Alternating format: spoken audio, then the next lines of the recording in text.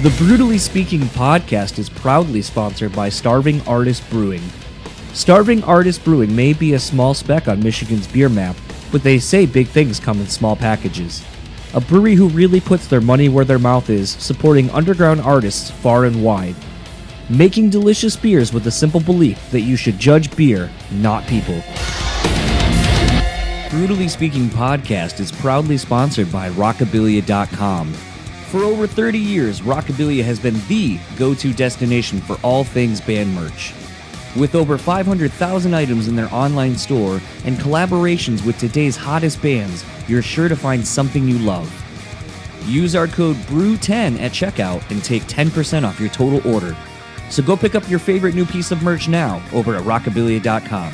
Now, on to the show.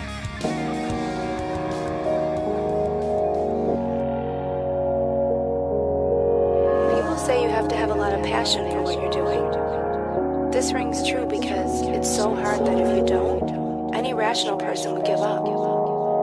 It's really hard, and you have to do it over a sustained period of time. So if you don't love it, and if you're not having fun doing it, you're gonna give up.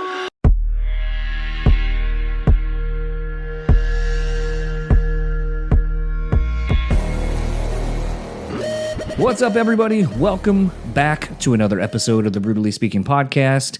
I am John, and this episode's guest is Evan, drummer for Royal Thunder, whose latest album, Rebuilding the Mountain, is out now.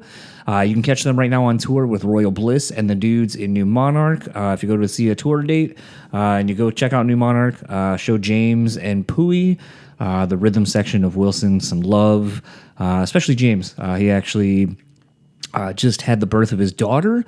And it has been a bit of it's been a thing. It's been a journey for him and his lady to bring their child in. Was born prematurely while they were on a trip out to Texas. If you go to James's Instagram page, I believe there's a link in his bio for a GoFundMe to support them. All the medical bills and everything that they have endured. But looks like everything has been as good as can be for them. So shout out to James and his lady and their new daughter. But this chat with Evan was a lot of fun. I do want to preface and say apologies, I guess, to anyone who's listening who will be like, oh, what a fucking idiot. You didn't know that the whole band wasn't doing some of these covers. The thing that you kind of have to keep in mind with some of the stuff when I'm talking to somebody is the amount of emails I see where I see names and people who are helping. That's kind of been the interesting thing as I've been kind of on this side of the industry for a little while, is sometimes you'll see someone working a record and you'll be like, yeah, it'd be really great to talk with so-and-so. And they're like, oh, we're actually not servicing the album. We're just doing a favor for the label, somebody else, whatever. So the amount of times sometimes that I will see a name, something going on is kind of staggering, especially once some people still have me on their email list for the old podcast name. So sometimes I get double, triplet emails and so forth. So it is a thing where sometimes you see a band name so often you just kind of remember, oh yeah, I remember seeing this thing. And in the case of Royal Thunder, obviously during the pandemic, I saw the name a lot with the 2 Minutes to Late Midnight covers, as well as some of the live covers that they were doing at St. Vitus to kind of help raise funds and money and so forth for some of the venues and so forth that were shut down, obviously, during the pandemic. And I was kind of reminded a little bit of that last night, actually. The reason this episode didn't come out was because, selfishly, I wanted to go see He Is Legend and spend a day with my wife going to the beach and to the pool and hanging out. And, the He Is Legend guys, mainly Skylar, made a post on his Instagram about, kind of shouted out the Pyramid Scheme here in town where they played last night for all the things the venue did right, that he sees as a touring musician, venues and promoters and so forth not doing these things. And there was a moment that Skylar had kind of made a comment about during the set about that this, there was a moment where we weren't sure if it was ever going to happen, and that there's an energy in rooms like this and cities like this, in Grand Rapids and so forth, where it's something that they can feel, and that they aren't a new band, and that they don't know how much longer they're going to be doing these kind of things. And it kind of really kind of made me think about a lot of things. I've kind of been in this somewhat reflective mood of like how much things have changed in my life, just from a perspective of like getting older, but like the city I live in, like the thing that drew me to Grand Rapids, as I was talking to a gentleman the other day, was like my wife and I lived an hour away in small cities, and this was where we came to go see bands that we grew up, getting the CDs and seeing them on TV. This was where it was our escape from our small town cities and vibes and going into the big city and so forth. And as I was driving around, getting ready to go to the He Is Legend show, I kind of took a different way from where my car was. And I was thinking about like, oh, there used to be like a gas station here before the local college tore it all down and renovated everything and bought up all the land. And just thinking about businesses and things and memories and all of these things that I think about when I drive through my city, and about how I'm old now, and like there are going to be people who don't even know these things existed. The part of the history of what made our city what it is. And I've kind of been thinking about kind of the same thing about like those things in my life, like memories that I have that maybe people don't remember or aren't going to remember. And I don't know. It's just been an interesting thing. But, like I said, Skylar kind of hit on the fact that it's like, when you play some of these kind of rooms, there's that vibe, there's that energy that of the people who have been here before, the fans who keep these venues open in spite of, something like a pandemic where it looked like everything was going to go away. And to kind of think about how that correlates to Evan and Royal Thunder is just, I've been thinking a lot about how we take in music now. And being someone who is so bombarded with new music in my emails, it's interesting to think back to compilations and cover songs and how they were a way for you to find either A, a new band, the band that's covering said song, or B, it was a great way for you to be in love with the band, but they're bringing a song to you that maybe you didn't know that artist, and it's an influence of theirs, so it's now a way for you to find out about some other band. And I don't know that compilations still technically work the same way they did back when I was a kid, but it is something that's interesting to think about is how finding music has somewhat become way easier, but I also feel like it's so much harder now because there's just so much information and noise that how does anyone find what cuts through and finds them? And ultimately, that was kind of the point I was trying to make with Evan. Is just I think it was a way that I remember hearing about Royal Thunder for the first time, where a lot of people were like, "Yo, you should check out this fucking cover," and it made me feel nostalgic for that. Like that was how I found out about bands, was through that kind of same word of mouth buzz. And it's just something that I don't really know if people are aware of it when it's happening in real time. I think that's kind of the hard thing is you're so used to just having your head down and doing the thing that I don't know that people take the time to look up and kind of realize where they're at in the journey or what's happening around them. So just an interesting thing I've been thinking a lot about. But this was a long chat, so let's get into it. So without further ado, this is my chat with Evan, and I'll talk to you all on the other side of it.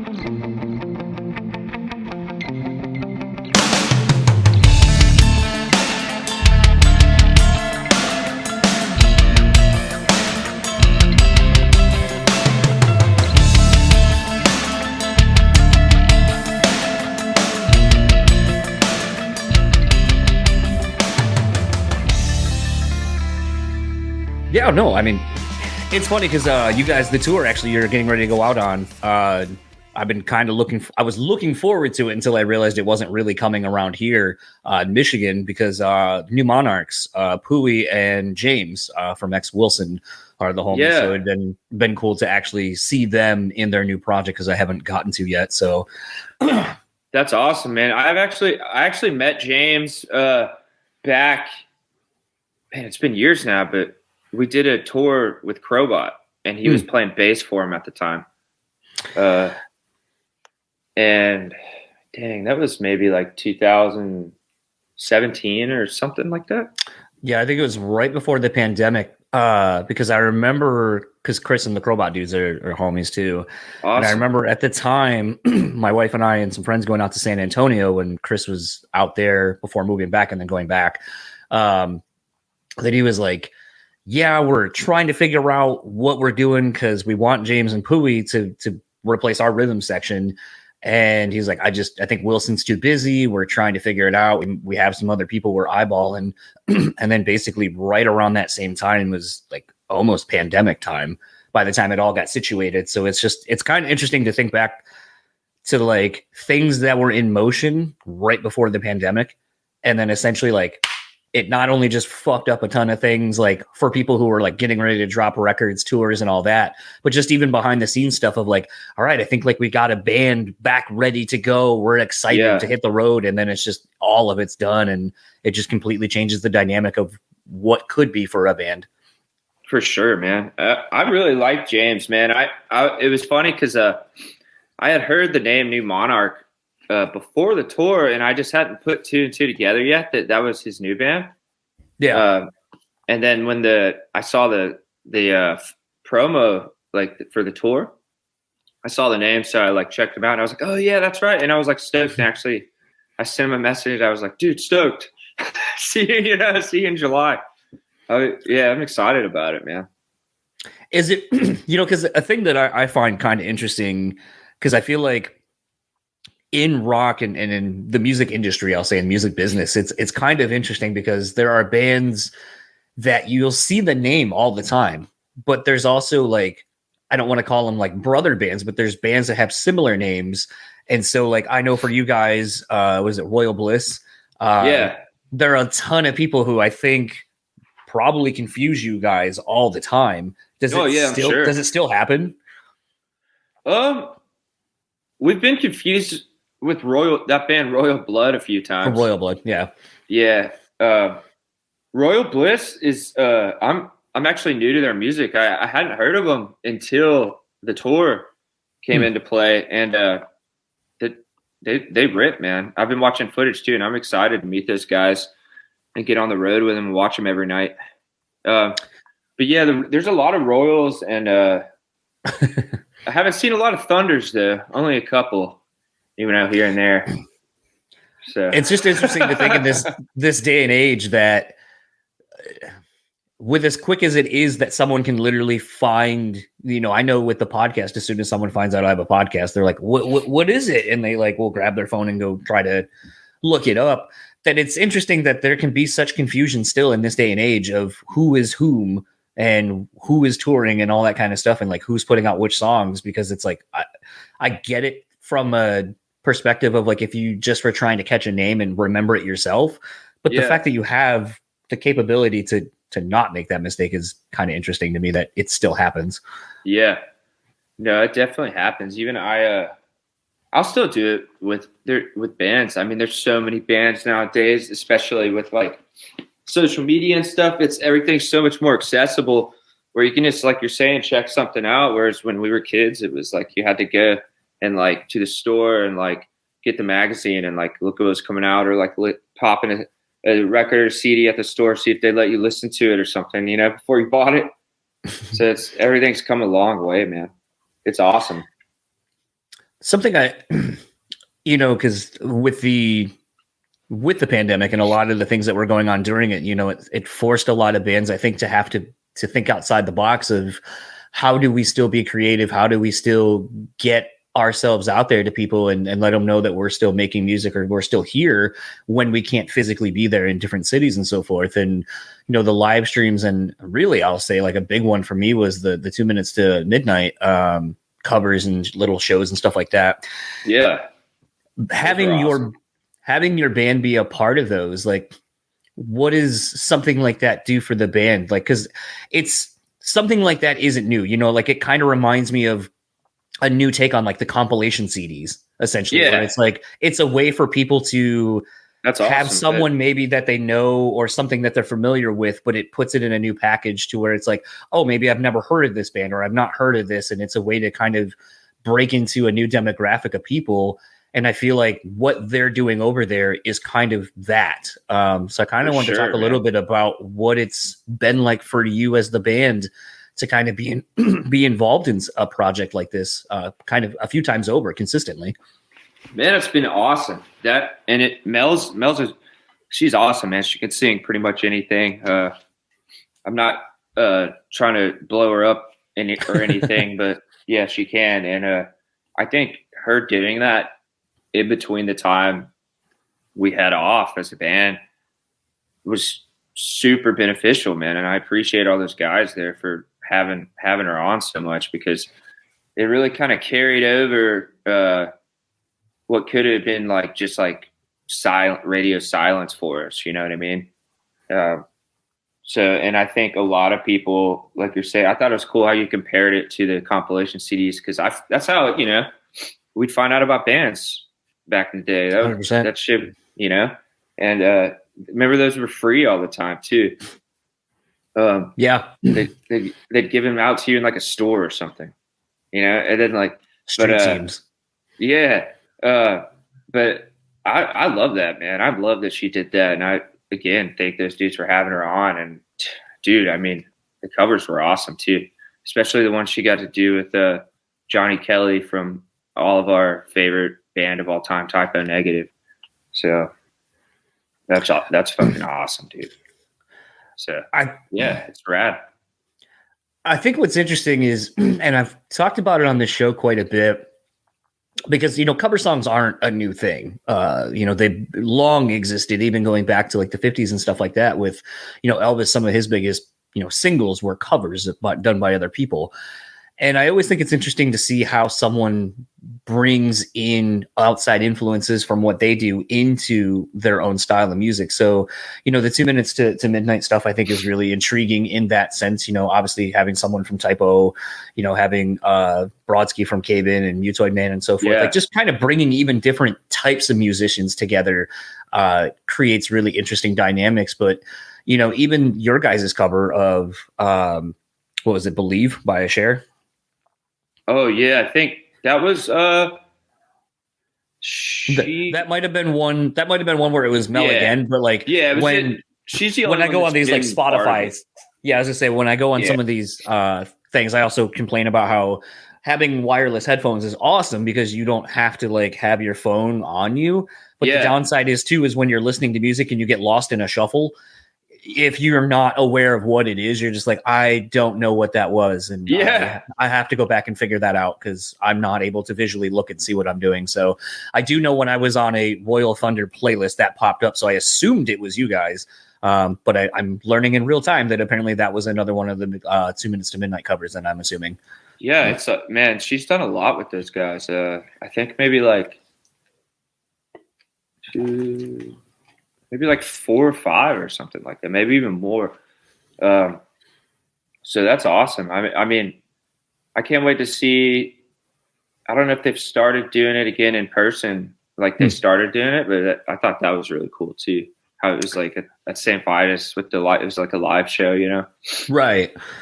Well, the real crux of what I was going to ask before realized that I brought up a wrong, like not the full band, but was going to say, like, given the diverse nature of like the band's sound, what would be kind of an interesting cover that you would like to tackle as a full band to kind of really showcase a different side of you all than maybe people would expect at this point, but also would probably be one where you're able to kind of put your own spin on it as well?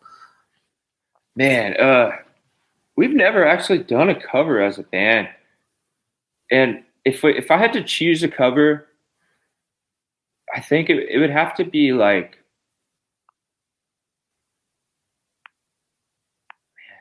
what would it be?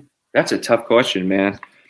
For Royal Thunder, I don't know. It's because we've always kind of been like, no covers. You know what I mean? But we would definitely take one and put our own spin on it. You know what I mean? We would, it wouldn't sound like the original. We would just, because I don't like it when people do covers and it sounds exactly like, because I feel like that's almost like you're stepping on the original, like take the original as an inspiration to like pay tribute to the original artist. That's how I like to see it. Man, it'd be cool to do like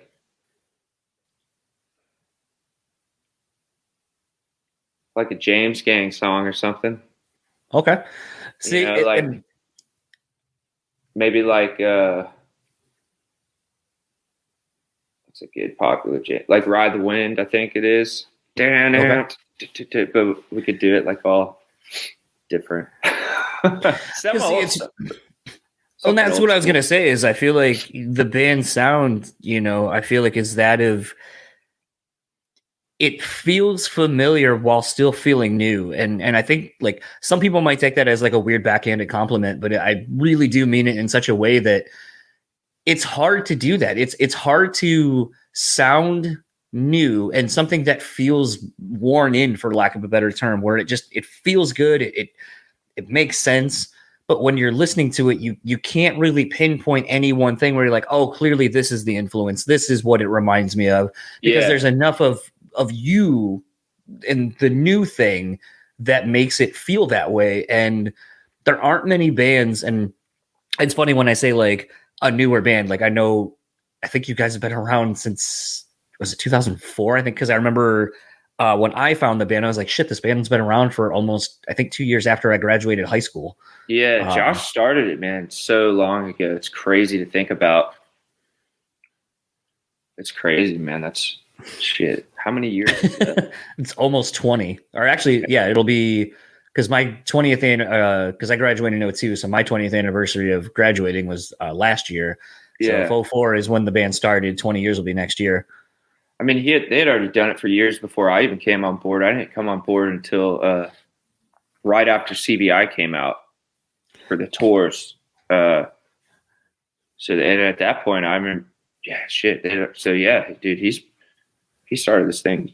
That's crazy, man. That's awesome.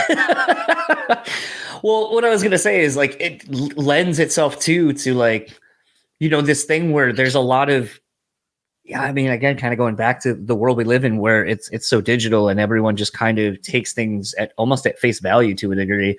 Yeah. That it's like, I feel like I have been hearing about you on a bigger scale for probably, it feels like the last maybe 6, 7, maybe 8 years with some of the tours that you're doing, touring with friends, kind of seeing the name around. I mean, the band has always been kind of one of those, you see the name almost like here in the Midwest anyway, coming around pretty frequently. Like it seemed like every 3 months or so, it's like they're on a tour that's coming somewhat nearby.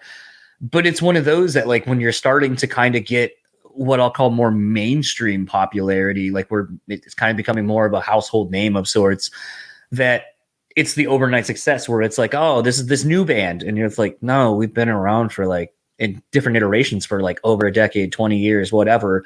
So it's that journey, I think, is interesting of like, how does someone navigate when the thing is kind of finally starting to happen? Because as I'm watching, kind of a quick side tangent, I'm watching Hard Lore, which is Colin from Twitching Tongues, God's Hate, and Bo from Harm's Way. And they basically have a podcast where they just have people in the hardcore scene on the show and they just kind of bullshit. And so the episode I'm watching is with Brian from Knock Loose. And the part I just was watching, they're talking about the come up and like how the band just relentlessly toured and like how they're just now kind of starting to be offered like tours where they can afford to have buses and like getting bigger look spots and so forth. And, how they're all dealing with it as it's happening. And that idea of what does it look like when the thing is kind of starting to gain some momentum and you're starting to maybe like more people come, better venues, things you're afforded, being able to be in a Sprinter van or like a bandwagon versus being in a van and having to drive yourself, having techs if, you're at that point, like just the steps and evolution of being in a full-time band.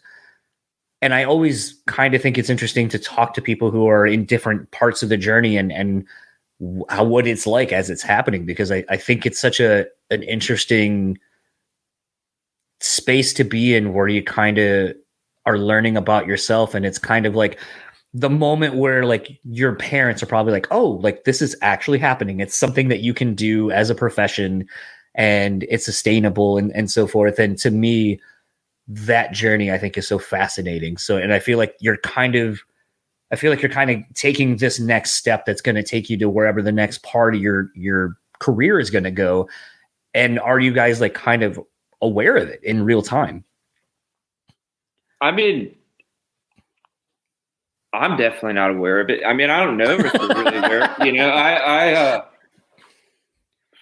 I live up here in the middle of nowhere, man, and it's just me and my wife and my dogs. You know, but man, I guess all I could say about this is like how thankful. If that's what's going on, I'm extremely thankful for it, and I won't fucking take it for granted ever, man. I like to tell people in bands, like I've taught drum lessons off and on, and I'll tell like a kid starting his first band, like, dude, you just gotta like just don't stop, and like you'll find your place. You know what I mean? Like it's a long time. I mean, and it's a lot of luck of the draw shit, man. You know, that's the reality of it too. I like to tell people. I mean, we're by no means a big band. Like we're still underground as far as I know, really. I mean, or at least we'll always have that mentality of just like, if there's 500 people or 5 people, we're going to play the same way. You know what I mean? Like, right. And it's damn. I mean, that'd be awesome to like pay the bills solely off the band. I think, I mean, that's what we all want. That's to me, like, that's the goal, like for all of us is like, we've never been it for like fame or like anything like that, like popularity. It's more just like, shit, dude, if I could just like make just enough to like not have to work other jobs too, that'd be great. You know what I mean? Just cause doing what you love, man. And, I think it takes time too, to like, really figure out if you're in it for life, you know, like, right. I think you see a lot of new bands who like have it, which man, it's fucking awesome when like people just start off and it's like, they're ripping, going for, you know what I mean? They don't have to go through 10 years of grinding. I think, shit, man, that's what I'm saying. Luck of the draw too. And, but, I think a lot of that, like, those dudes really go through the ringer because like it all hits hard at once in the beginning. So it can like, I think either really burn you out really fast or like really hard. It's going to go either way for you. You know what I mean? You gotta like, just be comfortable with a lot of shit, you know, be comfortable with like sleeping in your van for years and like rest stops and like, you know, not having enough money to get hotels for a while. I mean, and stuff like that. It also just depends on how you want to look at it. Like, are you like someone who wants to go out as like hired gun to where you just like pay, like, it's like you're an independent contractor, you just take jobs, you know, or you want to be in a band and just go grind it. And, you got to figure out how you like to work with that. I've always been like, I got to be in a part of a band, you know? And then I know a lot of people who like are like, man, I just go whoever hires me for this tour and that tour, you know, which is awesome too. There's a lot of different ways to do it, to make a living off of it. And I think it just comes down to the personality type. Like if you're in it no matter what, or you want to do it no matter what, I mean, within reason. I mean, everyone has different, excuse me, everyone has different responsibilities in life, privileges, you know, and so on. So like, it's easier for, I think, some people than others to just go out and,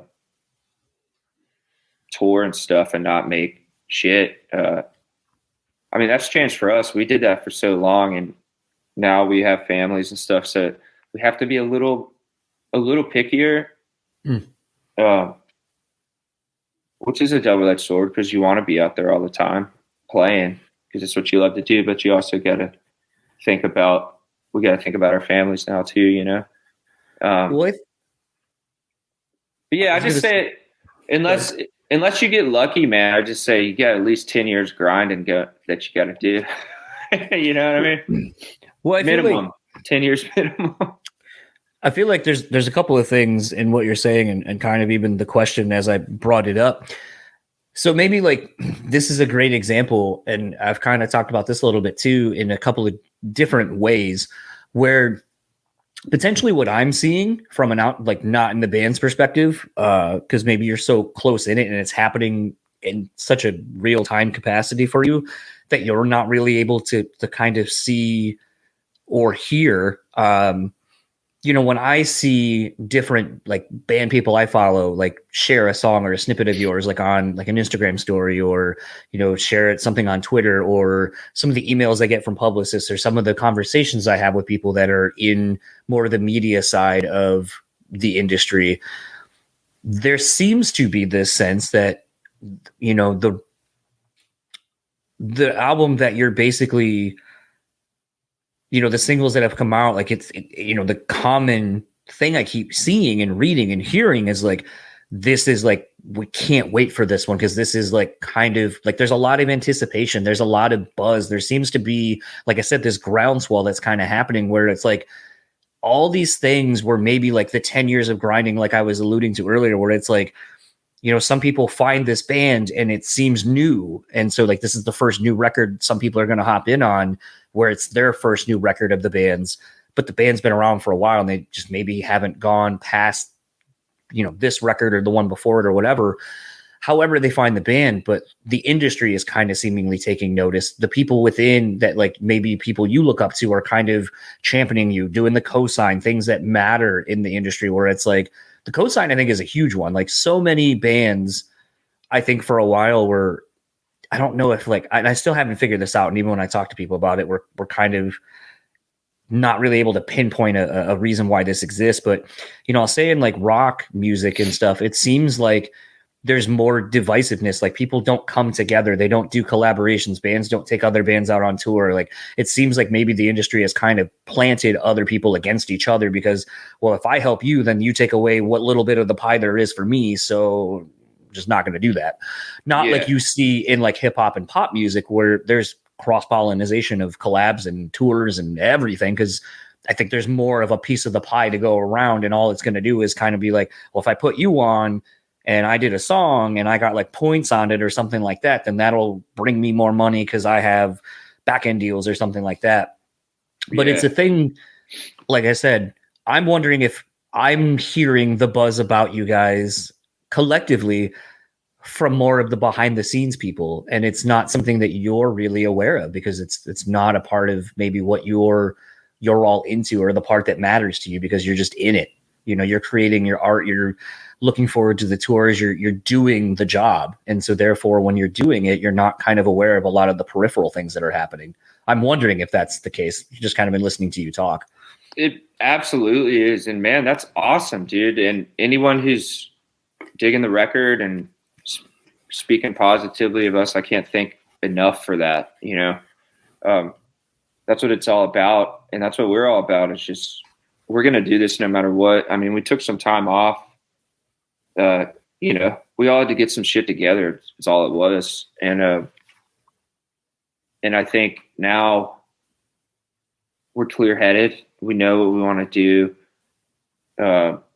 We're not messing around anymore. Like it, you know what I mean? We demoed this record for 2 years. The whole rebuilding the mountain is we're back and we want to do it right. And like show everyone who's helped us along the way respect and, honor all that. And I think that'd be awesome, man. I'd love to be able to take out bands I dig on tour and stuff, I've never been competitive. I guess competitive is the right word, right?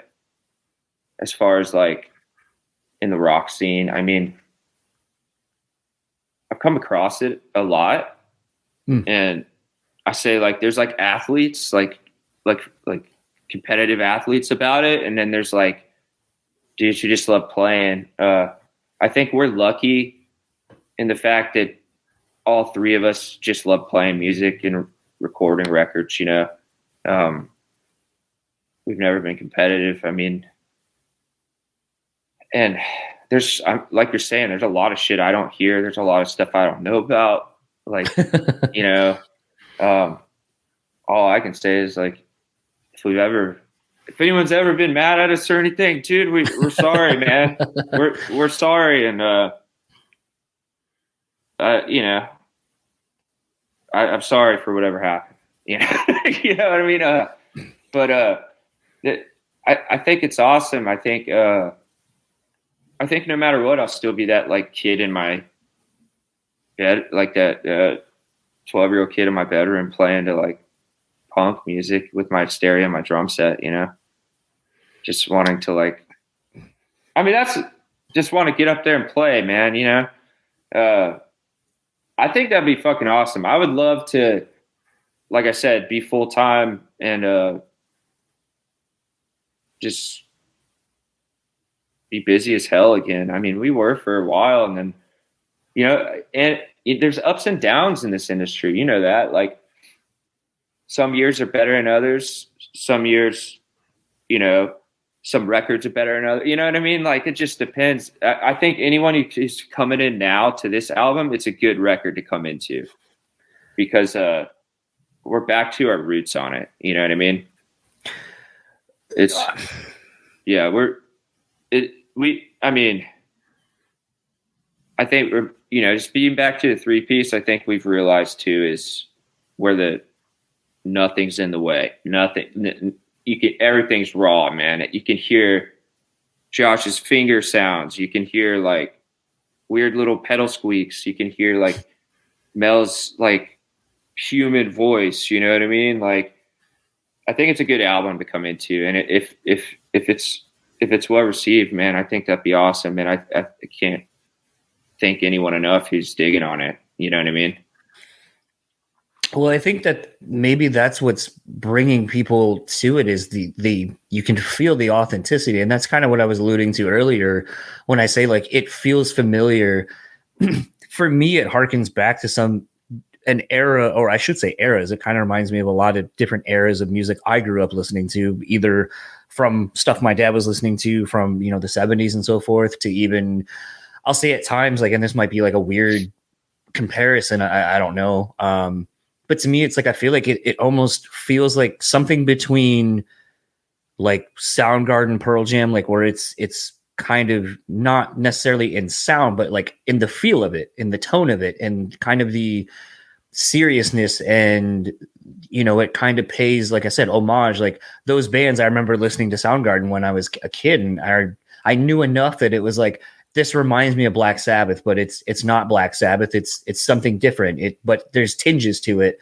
So therefore I kind of like it because it has those kind of riffs and those like the drums, and like it sounds like this and it just feels good.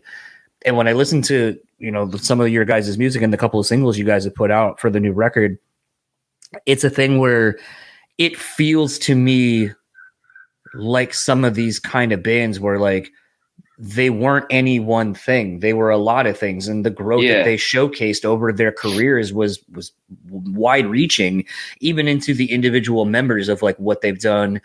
But I also feel like it's coming at a point in time. And again, this is kind of where I bring a different influence in, where it's like, you see someone like a Chris Stapleton, or you see someone like even like Taylor Bryant in the Shakedown, like where they're kind of bringing a little bit more of like country folk indie kind of vibes too, but there's this earnest thing that it's like the music you're hearing and the lyrics you're hearing and the music that you're hearing, we're all inspired by real things that we as people feel all the time.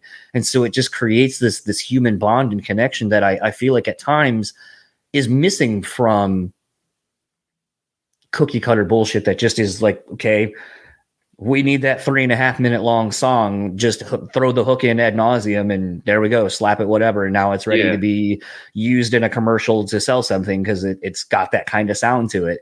And I feel like your music and your band is one that when I hear it, it's a thing where find little nuances as I keep going back and listening to some of the songs. Like maybe there's a drum fill, maybe there's like a guitar part or a vocal melody that I didn't quite catch the first time. And I'm like, oh, okay, like that's really cool. I never paid attention to that. And it's a thing where I think it's even in that where the long-term successes of a band like yours will come, because there's always something to keep coming back to, because again, it's created out of earnest, real things that happen to you all to inspire that.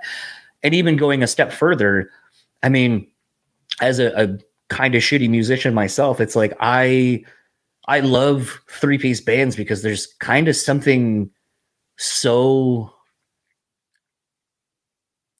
I mean, beyond even a minimalist kind of perspective, but like there's no hiding. Like you all have to be able to carry each other. Like if you fuck up, then it's going to, like, everyone can hear it because there's less to hide behind. And it becomes this thing where it's like, but I think it also showcases like the magic, how give me guitars, give me bass, give me drums and vocals. It's all you need. You don't need to have all these extra layers of something. And again, I think it just kind of takes it back to this more, the foundational elements of rock music. And so for me, it's I don't know, it hits on a lot of levels. Like I said, being almost 40, it's like, I feel like I could show, like next time I see my dad, I could be like, check out this band. I think you'll like them. I think there's something in it that you'll at least go, oh, it kind of reminds me of, and then you'll keep listening because it has a sense of familiarity to it, but it's still new. That's fucking awesome, man. First off, and thanks so much for all those kind words, man. That means the world to us to hear things like that, because it's true. Like, that's why all of our albums are different, because we don't think about a sound really when we write, you know? We kind of just like, we'll write based off what we're just like feeling in the moment. Like, that's why you'll hear like some of the older stuff, like, and we still do all that stuff. We still do everything live, you know? I've heard a lot of people say, man, the older stuff's heavier. And it's like, yeah, it was just, that's what they were feeling at the time. And like, who's to say there won't be another heavy record ever if we're feeling that, you know, at the moment. Right. And I think that's what you're coming from. I mean, what you're talking about comes from, because I mean, our demos are hilarious. They're all like 15 minutes long, dude. Like it's like, you know, it's like we'll just jam on a riff for like 15 minutes and like we'll naturally just change into shit and then like go back and listen. And then, oh, that part was cool. What the hell is happening now? Oh, this part was cool. You know what I mean? Like, and we'll kind of hone in on that. And actually learned that from some Pink Floyd documentary when I was a kid. Like that's what they used to do. They would just like jam and like listen back and be like, oh, that was cool. That sucked. That was cool. You know what I mean? Right. And all the 90s bands you mentioned, like Soundgarden and Pearl Jam and all that, like I think we were all like growing up then. So that's all we heard too. You know, you too. So you also, so I feel like your brand's developing. So like that's the best shit we heard, like Nirvana and all that stuff. And then, you know, our brand's probably just like naturally, like subconsciously, like molded that way. I don't know. Like, it's like, but yeah, I see what you're saying, man. Like if you listen to the older stuff, we had like so many parts. Yeah. And to be honest with you, now we're just kind of like, oh man, we don't feel like playing all those parts. You know less is more. You find as you get older, less is more. Yeah. And it's like, I mean, we will, you know, for you guys, like, because we wouldn't be here without anyone who doesn't dig the music, man, you know? So we'll always play songs from each record, no matter what. And, you know, unless we're doing special stuff where it's like a full album or something like that live, you know? But I think that's where all that comes from. We just don't think about anything, and we don't, like a lot of the bands I've read and heard people compare us to, some of them I have never even listened to before. Like, has that opened you up more though to finding newer bands, and it's subconsciously in a weird way, maybe it does become a thing where it's like when people are like, oh, I hear the influence of X band, and you're like, I've never heard of that band. But since you ended up hearing it, you're like, oh, I kind of like maybe whoever that band is and something maybe the drummer does, where you're like, ooh, I like this like way that he or they do like this fill into this whatever. Like, has that even happened? Because I always find that to be interesting, where it's like the influence wasn't what someone thought it was, but then because you became aware of that possible influence, it then in turn actually does end up influencing you in some way. Dude, absolutely. Like in a band, an actual example of that is Concrete Blonde. I remember them when I was a kid, but I never paid attention to them because like I was too young at the time to like understand a lot of things about music and what I really liked, you know, when you're really little. But I was like, I remember seeing that name when I was little, and then like I went back and listened to him after I saw someone compare the music to him, and I've been listening to all their out. Like that's fucking awesome. You know, I get it. I get why someone would say that too. But yeah, that's a band that I discovered from that I've been really digging on. So it's kind of wanted to hit on something because you were saying earlier, and I think I saw on somewhere on the band's socials, I think in the last like week or two, you know, obviously that you're doing drum lessons, you're available for doing like studio work and session work and so forth. And I kind of wanted to pinpoint more on the drum lessons part and kind of working with different musicians. You know, a lot of times I think when we think of people giving lessons, it's for people who are like just starting out, have no foundation for something. But I do know just from following a lot of different musicians as a whole, anyone at any skill set can still learn from somebody else. And I think it's an integral part of getting older and growing as a person. But something I do find interesting in thinking about that, when you're taking someone and they're learning this instrument that you've given your life to learning and, you know, perfecting what you are able to do, how is it to kind of see the instrument that you've been playing for so long through someone else's eyes as a first time? It's pretty awesome, man. The oldest student I've ever had was like in his 60s, which is cool. Like, and everyone learns differently too. Like, I like to kind of figure out how each student would learn, you know, likes to learn and learns better. Some are auditory learners, like, you know, learn by ear. That's actually how I started. And then some you got to like write out a piece of music for them. So you just got to, you know, I've always been a teacher that, and I love teaching, man. I feel lucky to be able to do it because I want to pass it on because I won't be able to do it anymore one day. You know what I mean? Yeah, absolutely.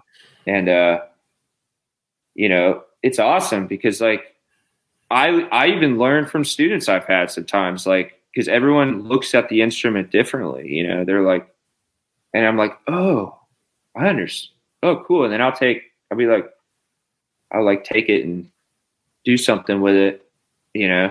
And then some students like to learn from like playing through a song.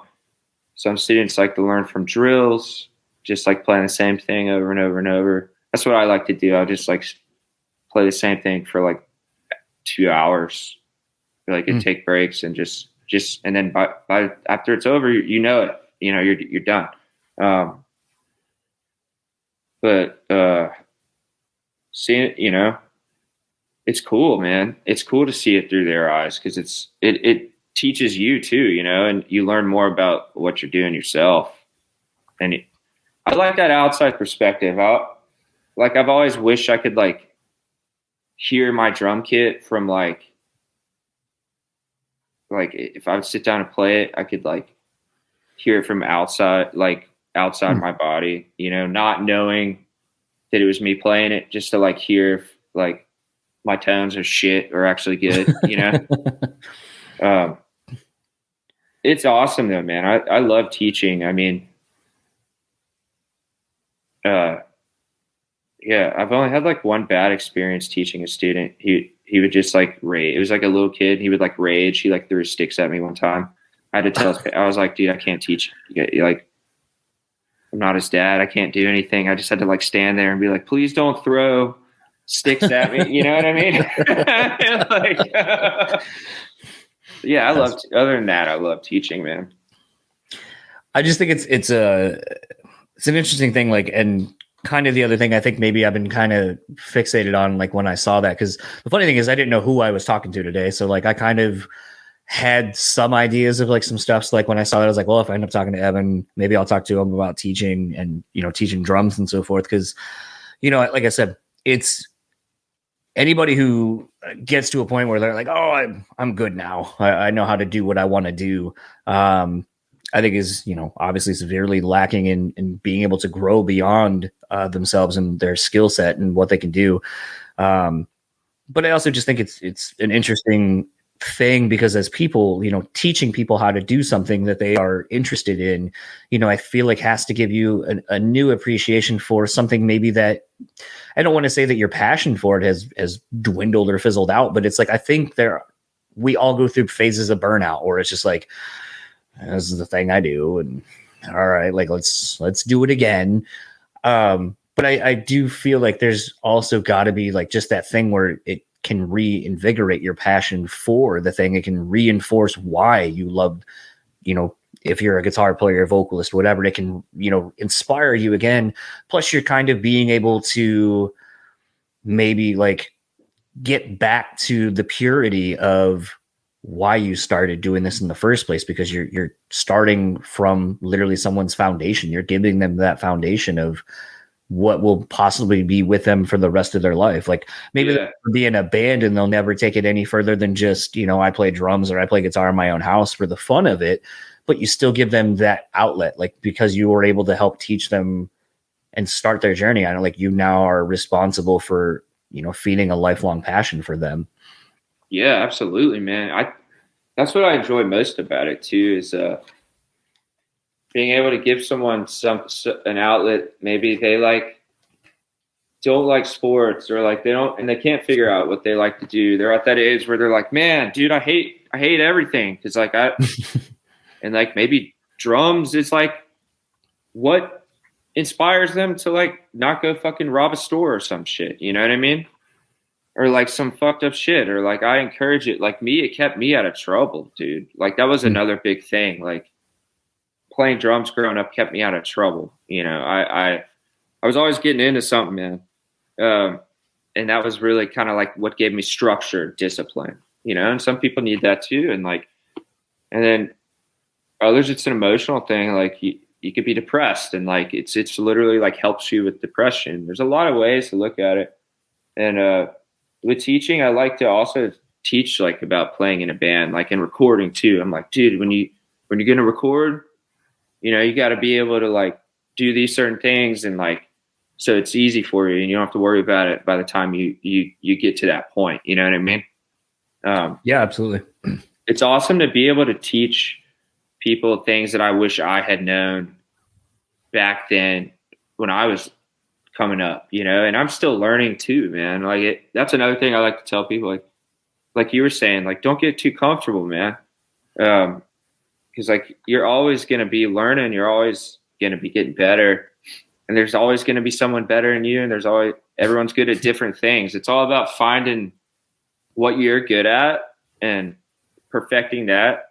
And, what works for you. Like, you know, you got to listen to your brain, you know, your mind and your body too. Like, you got to be like, hey, I got long arms. Maybe I should like play something that would be good for, you know, like, or like, hey man, I like my double kicks or my single kicks are like super quick. So like, I'm going to like get into metal and like, or like, you know, rock music or any, you know, crazy shit. Or like some dudes like to swing. So it's like, I play, you know, big band and stuff.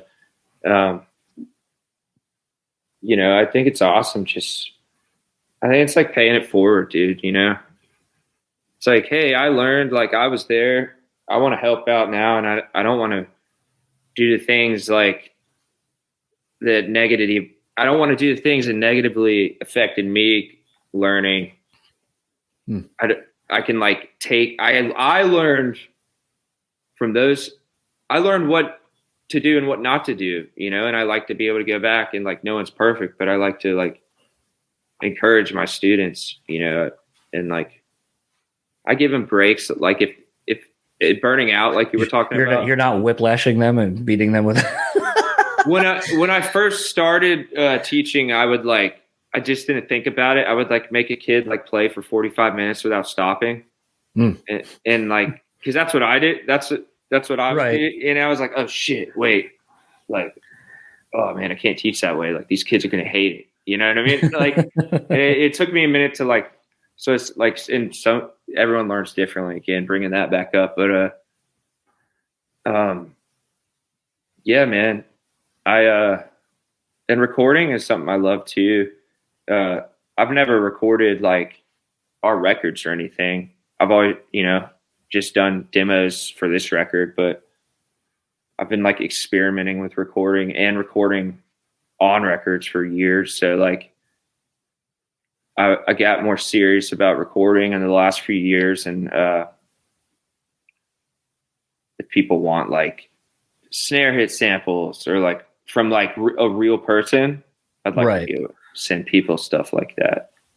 Like, because I got the space for it now and the gear for it now, so figure out I might as well make use of it, But that's the dream, man, is to be able to I'd like to get a point in my life where just tour and teach and that's it, I mean, that's I've just been teaching while we haven't been touring. I am ready to get back out and play myself, you know what I mean? But I'll always teach, man. So something you had said earlier about how you had kind of found drumming and it gave you a sense of purpose and kind of discipline. Kind of want to dive back into that if you don't mind. What was it about drumming that kind of, I guess, steered you toward it versus any other direction you could have gone? And was it more of, I mean, it sounds like it was just really an outlet that allowed you to probably exert. If I had to take a guess, because as someone who's been trying to learn drums somewhat recently again, it's a thing where sometimes like when I'm like mad or had like a shit day, it's kind of nice just to go down and beat on something. Exactly, dude. Play along to the music that's like kind of getting out like the anger or whatever. Like, even oddly, sometimes when I'm in that same mode, I'll kind of go into something more like R&B leaning or hip hop leaning, because like the fucking kick drums are like so like they're just so like punchy, like it's just and like real quick sometimes too. So it's a pocket, it's a feel, it's got some swagger, it's got some attitude, and like to me, it's like sometimes like if I'm feeling kind of a little bit like in a shit mood, like those either direction. And so to me, I think it's a thing where when I hear you say like it gave you discipline, it's kind of, where you went when instead of doing like going down and doing bad things. Like to me, I feel like maybe when I hear that, the underlying thing I'm hearing from you, and I'm probably putting words in your mouth, but as someone who, like I said, has been trying to learn drums, I feel like it's probably something where you identified with it because it was an escape and an outlet and a place where you can get out your aggression in a non-violent manner. Yeah, I mean, just like shit, man. Like me and my buddies used to like just like there was this neighborhood that the hospital actually bought out, like the local hospital. So like the neighborhood was like the whole neighborhood was like abandoned for a while, right? So when we were teenagers, you could just go in these houses. It was weird. There was still like food in the pantries and stuff, but it was all like abandoned. And there were like ghost stories about it, but it was actually just like the hospital bought the neighborhood to expand. You know what I mean? And it's like hadn't torn it down yet. Right.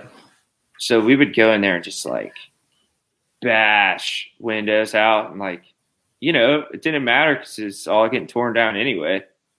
But like I would have been doing shit like that all the time, and it also gave me it's not that I wasn't like a criminal or anything, but I just like I thought it was fun. I thought destructive stuff was fun at the time when I was a kid, and drums, they gave me that, and like the different kind of music like you're talking about when you're feeling different ways.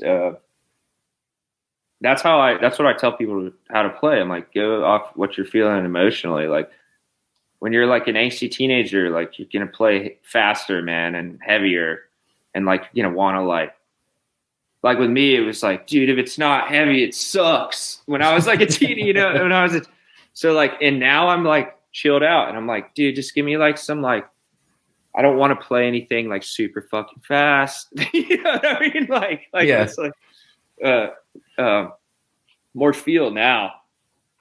But it's good, like you're saying, to like use your emotions and stuff to like put to play, like however, you know, express that. And drums are very good for that. I mean, every instrument is, but drums especially, because you can really like, I mean, hit the shit out of them. You know, like you're saying, like, and you don't have to worry about it. That's what you got to do. Yeah, man. I wasn't violent growing up. I just like breaking shit. You know what I mean? I was like, I like that kind of stuff, man. Throwing rocks at stuff, or like lighting something on fire. Or I mean, that sounds horrible. No, But, I mean, like, that's what young men do. Yeah. So like, and once I started playing, like my first band actually was a metal band, and we were like, man, we started playing shows when we were like 14. You know, even like we started doing like regional stuff, and like we couldn't drive yet, so like my dad would like drive us to Tennessee from Georgia to like play a show, and we'd like be playing with all these older bands, and they'd be like, who the fuck are these little kids with their parents dropping them off? But like we played well for that age, so that we like the older dudes like, okay, cool, you know. Like I remember it was hilarious, dude. Like one time the Masquerade down here in Atlanta, like the dude Tim Sweetwood's awesome, man. He's actually the dude that started Shaky Knees down here, that big festival. But he used to book the Masquerade. He was like the only dude that would respond to me at like 14, 15 years old to like book a show. And he would put us on like opening at, like he put us on a Cannibal Corpse show one time. And we were like, I think by that time we were probably like 16, but that was like, it was super awkward in load in, because like these dudes were like, why the fuck are these kids on this show? Like, what the hell is going on here? But then we let our play and do the talking, man, and we gained respect. That's what I always tell people too. Let your play and do the talking. You know, don't go run your mouth.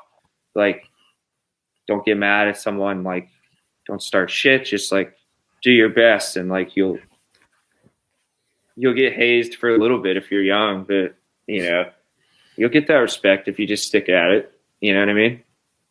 So I think the one thing I've learned just by being surrounded by musicians, and even like when friends will come over and grab a guitar and play or whatever, it's funny because I feel like it's such a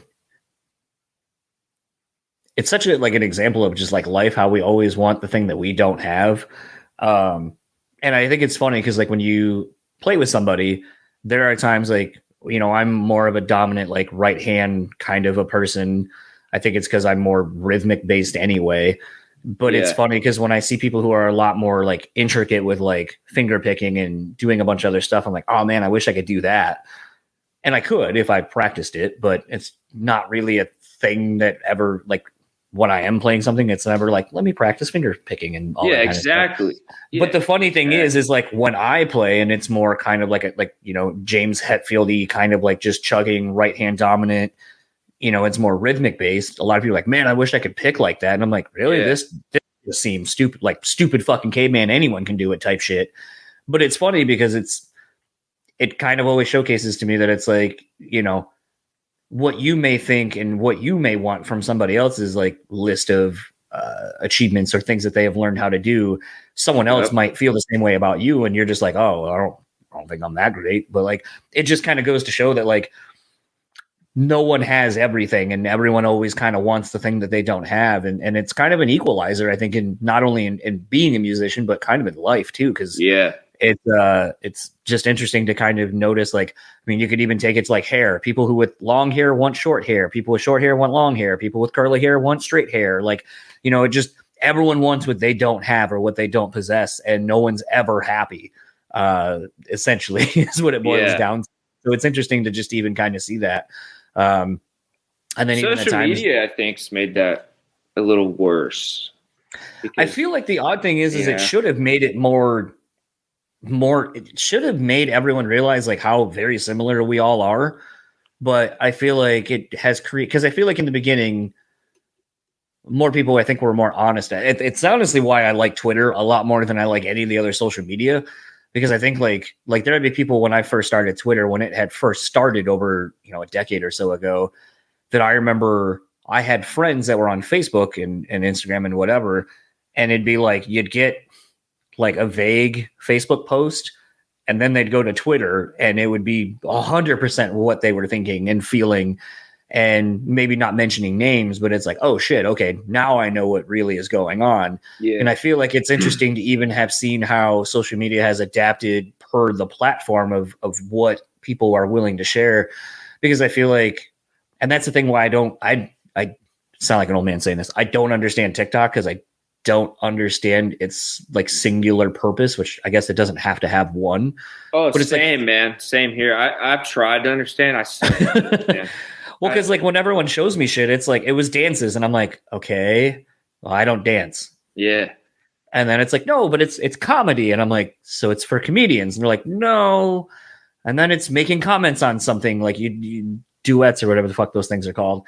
And I'm like, man, I don't get it. I don't get what this thing's for. Like, man, the best social media platforms for bands was back in the day. Pure Volume. Remember that shit? Did you ever hear it? And the MySpace band pages. Yeah. Back in the day, because you could have your fucking shit that you want to say. You could have your music, your photo, all your video, all in the same thing. You know what I mean? So, but now it's like, it's confusing as hell, dude. Yeah. I don't know. And you gotta like understand it a little bit as a band, because like you gotta like adapt, if that's how people find out about shit now, like shows and stuff, gotta get with the program and try it, but I do miss word of mouth and like magazine and like days like that. But man, you just gotta, the reality is that's not how it is anymore, and I've been trying to learn more just for the benefit of the band, to like be able to promote better through social media and stuff like that. And I think it's almost like if you use it the right way, it's awesome, but it can be abused in so many bad ways too. You know what I mean? Yeah, I think, I don't know. It's great. It's like a double-edged sword, I think, Well, I feel like I get to the point where like I'm torn, because I feel like, I grew up, whatever, in an era where it's like outside of whatever press bands opted to do, they didn't really have access to them 24 hours a day. And the flip side of that even is like, as someone who really enjoys like making of documentaries and like those things when they were pretty big, like in the late 90s, early 2000s with CDs and so forth, it's a thing where, I kind of feel like those making of albums are like when a band was kind of breaking, and you would get like a 30-minute, like something, DVD, like on the repress or whatever. And it was kind of following them during the release of that album or something. Yeah. And it always gets weird, because I feel like that was kind of the beginning of like feeling like you knew these people, because like you're kind of getting introduced to their world. They're like the inside jokes maybe that they had as a band at the time, whatever. It's a very insular snapshot of who they were at that particular point, beyond the music, which is the same thing. It's an audio snapshot of who they were and the experiences they went through over the course of before the last record. But I feel like it was the beginning of us feeling like we were owed maybe the access to our favorite bands, because without us you wouldn't have the career, you wouldn't get to do these things, you wouldn't have these experiences. And I feel like it created kind of this sense of like I said, we're entitled to you. We're entitled to you at all times. And then when social media started becoming a thing, going back to the MySpace, what was cooler than potentially if you were a fan and got into a band's like top 8 or something like that, which typically it was just the bands they were touring with. But it's like, you remember on occasion, like, especially when you were like smaller bands, it's like the top fans or whatever of like a local band or a smaller band would be in their top 8. And it was kind of like this badge of honor. But I feel like I said, that was kind of the beginning of, now we're in like Instagram, Twitter, eras and so forth. And it's like everyone has personal pages and you can be DM'd, you can be have a bunch of people reaching out to you at all hours of the day. And it's like, that's not normal. Yeah. And, now we're starting to get into the thing of like, how much is too much and how little interaction should we actually have with these people, and potentially on a way bigger scale, how is it possibly going to impact the art that you all are making because of an interaction maybe you're having with someone, good, bad, or indifferent? And is it a good thing? And I still think the jury's kind of out on it. I mean, being into sports, something I've talked about with some other people is, we love, as fans of things, and I'll say it applies to music, sports, whatever, even, and I'm not going to say religion, but, we love to debate things. We love to kind of make things into, like with sports, this era of basketball, when Michael Jordan came up in the 80s into 90s, that was as good as it ever was, or this player is the best ever. And something when comparing, we'll say the Michael Jordan, Kobe Bryant, LeBron James debate, the one thing I've said that like the first two really didn't have to deal with was 24-hour news cycles and expectations out the jump. LeBron is one of the first people who literally from high school had his games televised, had social media, had news coverage on him almost every single day. Michael Jordan, and we saw it in the Last Dance documentary, he had Final Cut over everything. He got to still push the narrative that he wanted out, just as he did when he was playing, because that's how the media was back then. It was based on approval of either the person, the team, management, whomever. And Kobe pretty much was in that same era where he started to see some of it toward the end of his career, but by and large was still a part of that. If I don't want to be involved in it, I don't have to be. Yeah. And so I can't say enough about how different those two players' careers would have been, especially knowing now that like Michael is kind of a notorious gambler.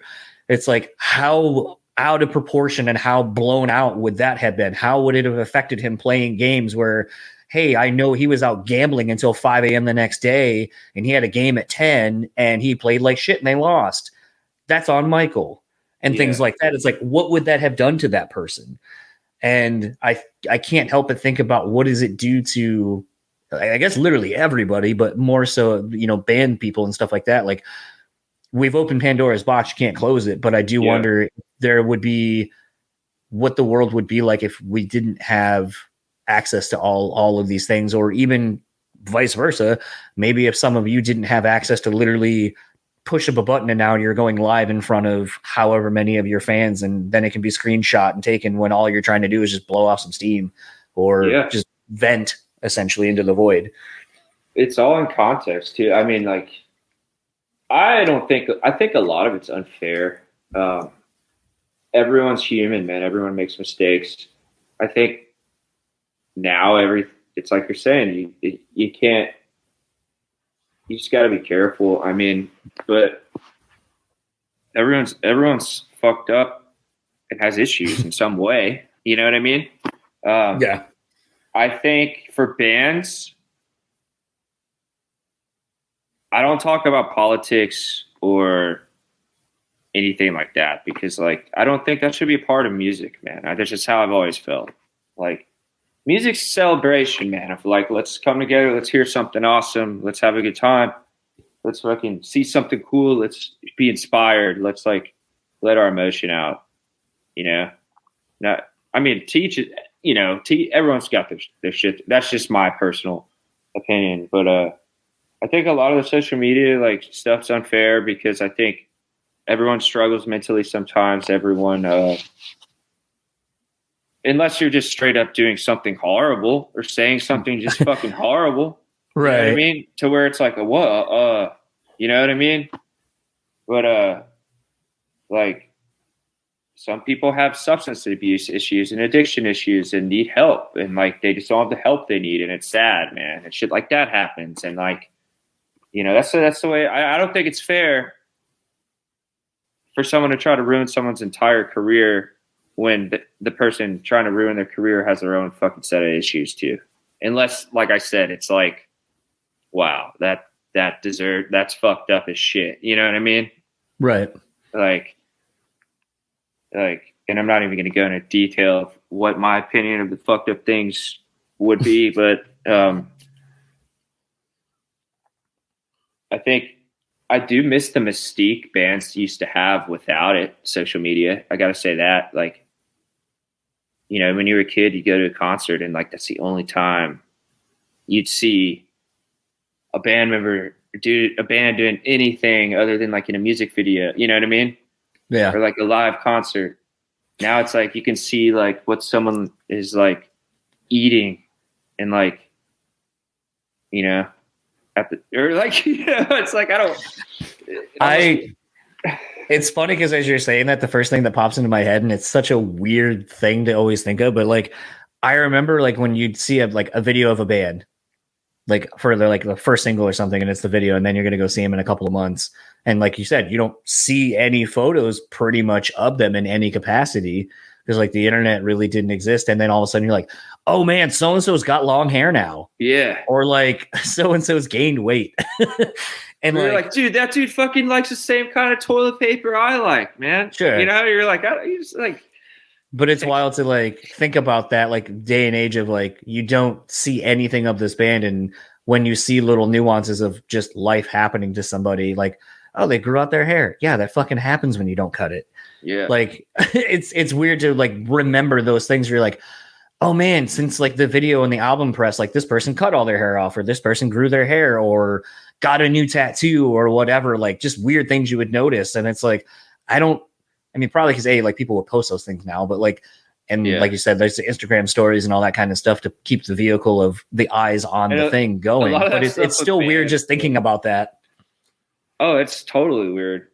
And a lot of stuff with bands is all that shit was like, either like a lot of those pictures you were just like taken like a year ago, or like, it's always like it could have been from like 10 years ago. And people think it's from like today. It's like when people on social media like post a picture like hanging in Thailand or something, and they're like just like in their like kitchen, but they just like made it look like, you know what I mean? It's like, like the eye, you know. There's definitely the whole like, it's funny. A friend of mine and I, we are in this like thing where we'll take photos sometimes, and like she and I will talk about like she's like, oh, I went on this trip and I haven't posted this thing of my trip, but like, oh, you know, we're talking about it. So here's like this photo. I'm like, oh, that's cool. And then she'll maybe end up posting about it like a month later. And I'm like, Jesus Christ, it's been like 2 months since you did that trip, but and she's like, I know, I just got busy and I forgot. And I go, I mean, same, like it's now like been almost 2 months since we were out west in like Utah and Vegas and so forth. And the photos I took when we were in Zion National Park, I haven't done anything with. I haven't posted, and I'm just like, should I just delete these at this point? Like, like what's the point of keeping them? Like, I mean, I remember them, but like the likelihood of me just staring at them anymore, it's like I feel like the quote unquote moment of posting these has been gone because I already posted some photos I was really proud of taking when we were in Salt Lake at the Antelope Islands. And I'm just like, meh. But it's weird because it's like you get to that point where I think at times something that seemed important but then time just goes by and then you're just like, is it important now? Does it still mean as much as it did in the time? Maybe it's not worth really posting, because then it creates this weird thing like you're saying where you're like, dude, you were in Utah like 3 weeks ago or 3 months ago. Why are you posting about it now? Well, it's like, fucking, I don't know. Alaska. You're fucking Nepal right now, dude. You're in Nepal. Yeah. Or like, you know, my guy, you're sitting right next to me. I'm sitting next to you as you're posting that. Yeah, it's and when you think like deep, I like that you think that deep in it, because like you start to realize like how silly everything is. You know what I mean? Well, I think that's like the thing too with, like it's funny because I always love talking to drummers because I feel like it's a thing where they're so aware of things because they are the backbone of a band. They have to keep time. So they have to be very present, but also it becomes this thing where when you're kind of in it, there's also kind of just like any musician really, you kind of get lost in it too. But it's funny because I talk a lot with different people about them, like I said, as my journey of kind of trying to learn how to play drums. It's interesting because I feel like we're a very cerebral type of people. We're very like in our own heads about shit. And I go, and it's funny because like when you nail something or when you get something going down, it feels really good because it's like drumming is one of the few things that, guitar playing and stuff like that, you have to be ambidextrous, but like drumming is one where it literally takes all of your limbs kind of working independently from one another, or as long as you can get them to do that, that's the point. Yeah. But it gets interesting because like there will be times where like when playing something, like there's a couple of different songs where like I know a fill's coming and I'm like, fuck, I always fuck this fill up. And then it throws off the rest of my timing. And then I'm already in my head before that part comes. Okay, when I get done with this, I need to like get ready to go, or maybe I'll try hitting, this my hi-hat with my left hand, which doesn't feel comfortable, but when I watch other people play and they play with their left hand, it allows their right hand to start leading on a fill to where then you're now over on the right hand side hitting the crash, your left hand's back on the snare. The idea is to be as ambidextrous and be able to be fluid with your movements as possible to not make them feel jilted or whatever and just be precise. But it's interesting when you start trying to do all that, you're like, am I just making this more complicated, trying to figure out the easiest way to play this and make it smooth? And I'm just in my own fucking head about this one part versus doing what usually makes it happen and be more fluid, which is not thinking about it, just being in the moment and just fucking going for it. And I feel like drumming is kind of one of those great examples of like, it's skill, but it's also just kind of letting go. Yeah. And it's a great analogy metaphor of life of like, sometimes when you keep overthinking the thing, the failure keeps happening because all you're doing is fixating on if I fail this part I keep failing on, that's going to be the same thing that keeps happening because it's all you're thinking about. But your success is when you're not thinking about it and you're just in the moment and you just do and you react. And I think that's something as I'm learning to play drums again now, like I said, almost being 40 and even having like therapy stuff to kind of go back off of. It's like, I find that there's so much like life lessons in drumming because it's like I said, just the fact of like, be present, go for it. Don't overthink it. Like you can apply that to so many things in life. And I think people are constantly in their own head and cause their own problems and just don't realize it. Dude, you're right. You got to think outside your bubble. And that's all that is. I mean, exactly. Like I'm the same way. If I think about a part that I've never fucked up ever, I'm going to fuck it up. You know what I mean? Like, which I've done it. Like Josh is like, dude, you're fine. You played it 1,000 times. And I'm like, am I going to, and it's like, what am I doing? You just gotta get, hey man, I know this, I've done it. But yeah, you're right. If you think about it too hard, you fuck it up. You know what I mean? It's hard, man. It's hard to get yourself to that point. Medication does it for me. I have horrible OCD and anxiety. Always have. I used to, on tours 10 years ago, I would tune my fucking drums up until our set, like nonstop for hours, dude. To where I was just like, it's not right. Josh is like, it sounds the same. You know what I mean? Sounds the same. Be like, sounds the same every time.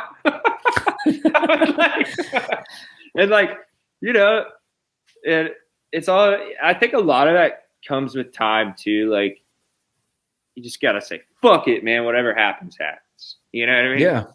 And you just can't have any expectations in life. That's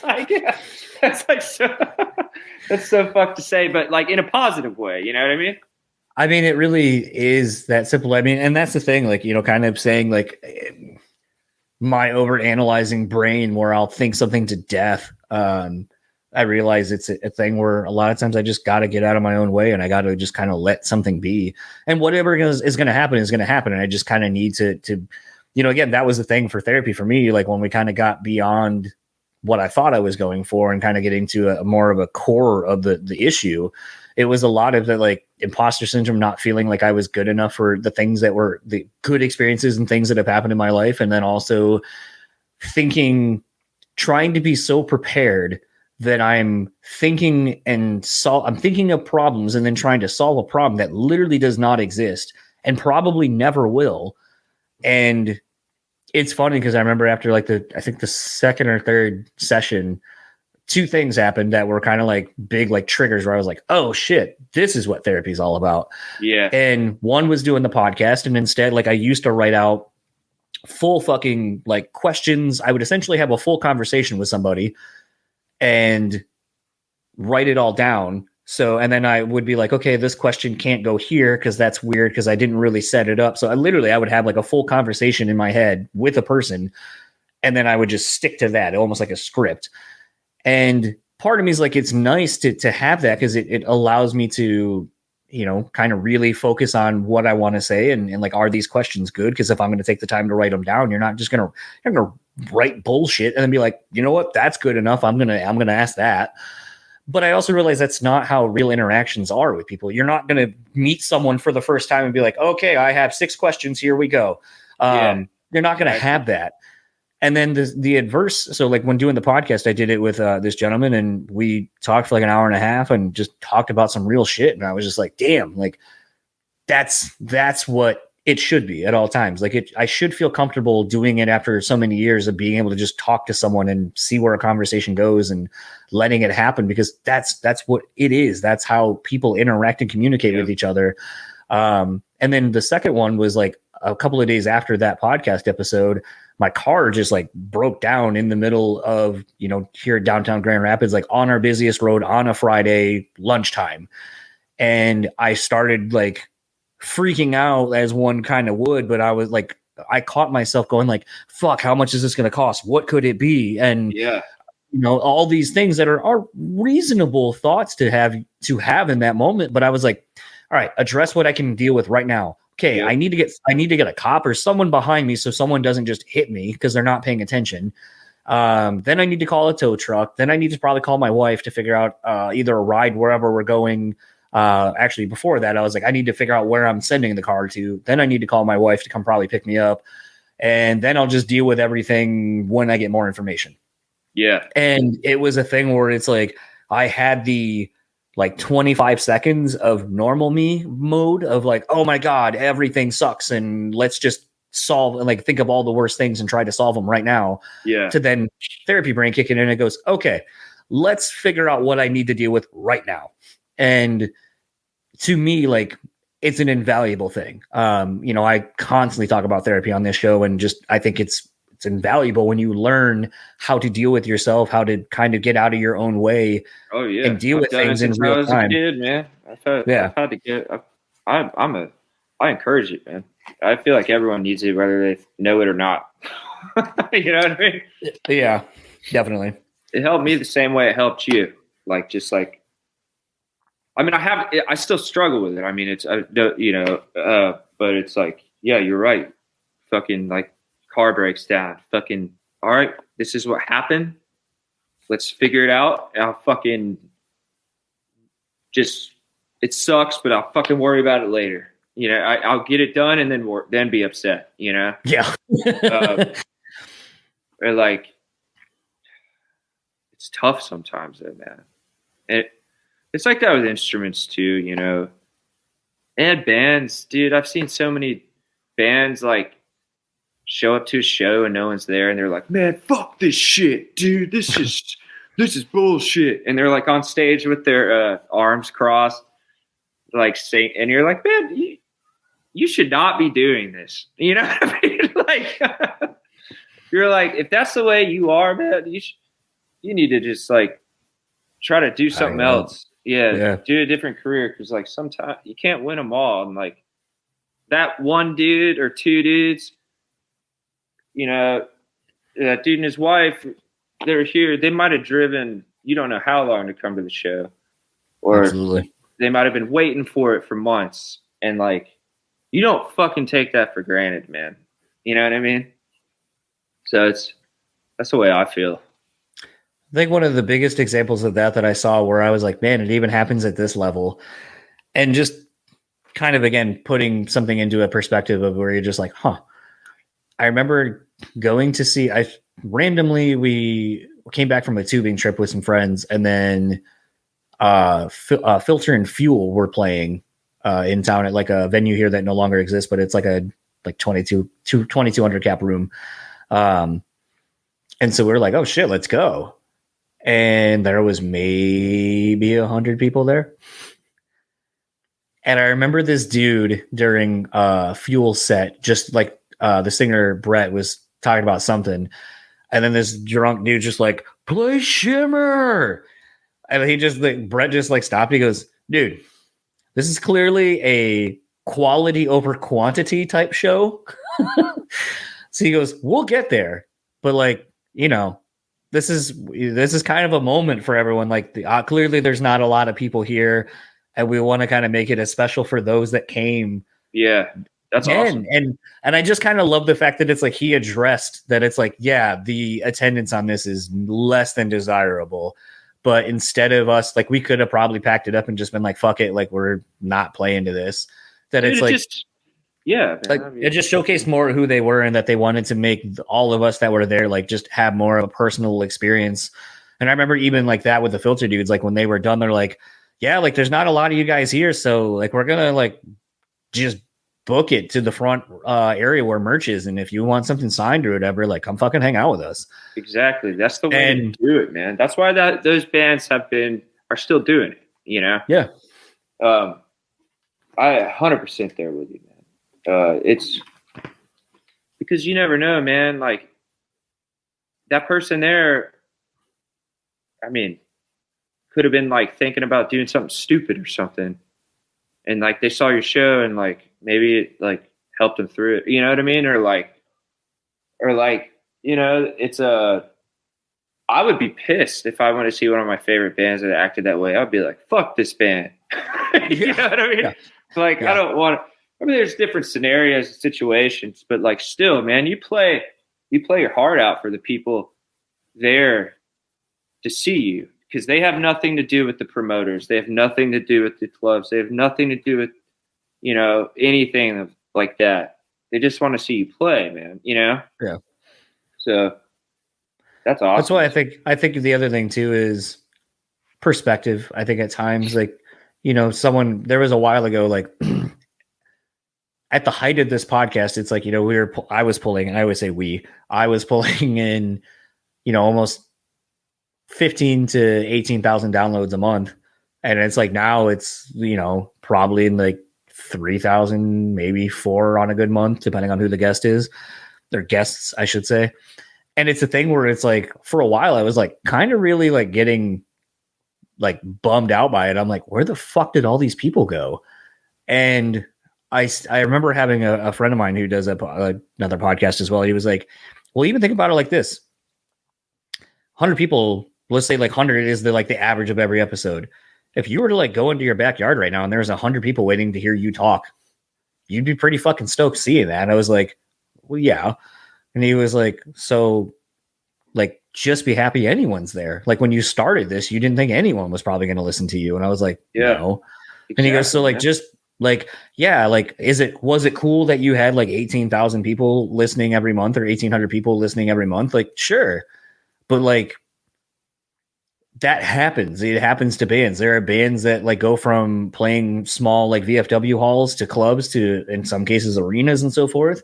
And then there are bands that like those same bands sometimes, you know, something happens and they come all the way back down. Like he goes, it is the journey that you go on, and it's the journey like that will kind of define whether you're really in it for the right reasons, or it's going to showcase that you never really were in it for the long haul, and you'll quit, and it'll make room for the next person who wants to make it longer and make it their thing.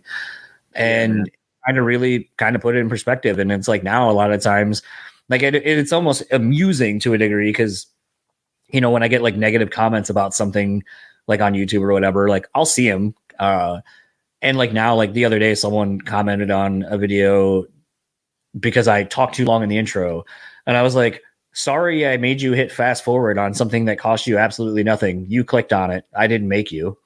Have a good day. Well, that means you're making progress, man. Sure. If everyone liked it, that would be so weird. You know what I mean? Like, that's the way I feel about music too. I'm like, if you never saw anything negative, you'd be like, damn, I'm not fucking making a point. I'm not like, it's weird that you want to see at least someone every now and then, because it lets you, you know, and like, it's just funny too. Like, cause you're like, dude, that's not why I do this. You know what I mean? No. Because I love it. Like, you know, it's like, but that's the way I see it. It's like, hell yeah. Like, I pissed that dude off, or I pissed them off. I guess I'm doing something right. You know what I mean? Like, I mean, it's literally the foundation of why I started this show, because I got tired of watching other people piss away good opportunities to talk to or interview band people that I really liked. And, you know, I've made that comment all the time. I was like, if you think you can do better than me, fucking, I hope I inspired you to do it, because that's literally how I started this. And 7 years later, 400 episodes in, and all the people I've gotten to talk to and friends I've made from doing this, like, you can do it too, dude. Like, or dudes, dudettes, whatever, like women, like anyone can do it if I can do it. And I don't know. It's interesting because, like, I feel like as you start getting into a thing, whatever your thing is, and you kind of start getting your footing, and we all latch onto the negative comments. I mean, the running joke is you never read the comments, but it's like, I think even in the bad ones, it's like, you know, I used to be more of the mind that I wouldn't comment like on something bad or negative, or I would, and like now when I see it, I almost just find it funny, because I'm like especially on the one that the person commented on, I was like, dude, there is literally 50, 60, 70 comments or whatever. They're all positive. And by and large, everything is positive. This one dude found the one negative thing to say, and I was just like, no, fuck it, I'm clapping back at you today. Because like, it's like this thing where it's like, I feel like the opposite side now exists, where I'm like, why if you weren't excited at, like, why take the time to be negative? Like, it takes more time to be negative. Like, you could have just like had that thought, and even taking it out of the context of the internet, but just in general, like, instead of shitting on something, why not just be like, okay, I don't like it, and just keep it to yourself.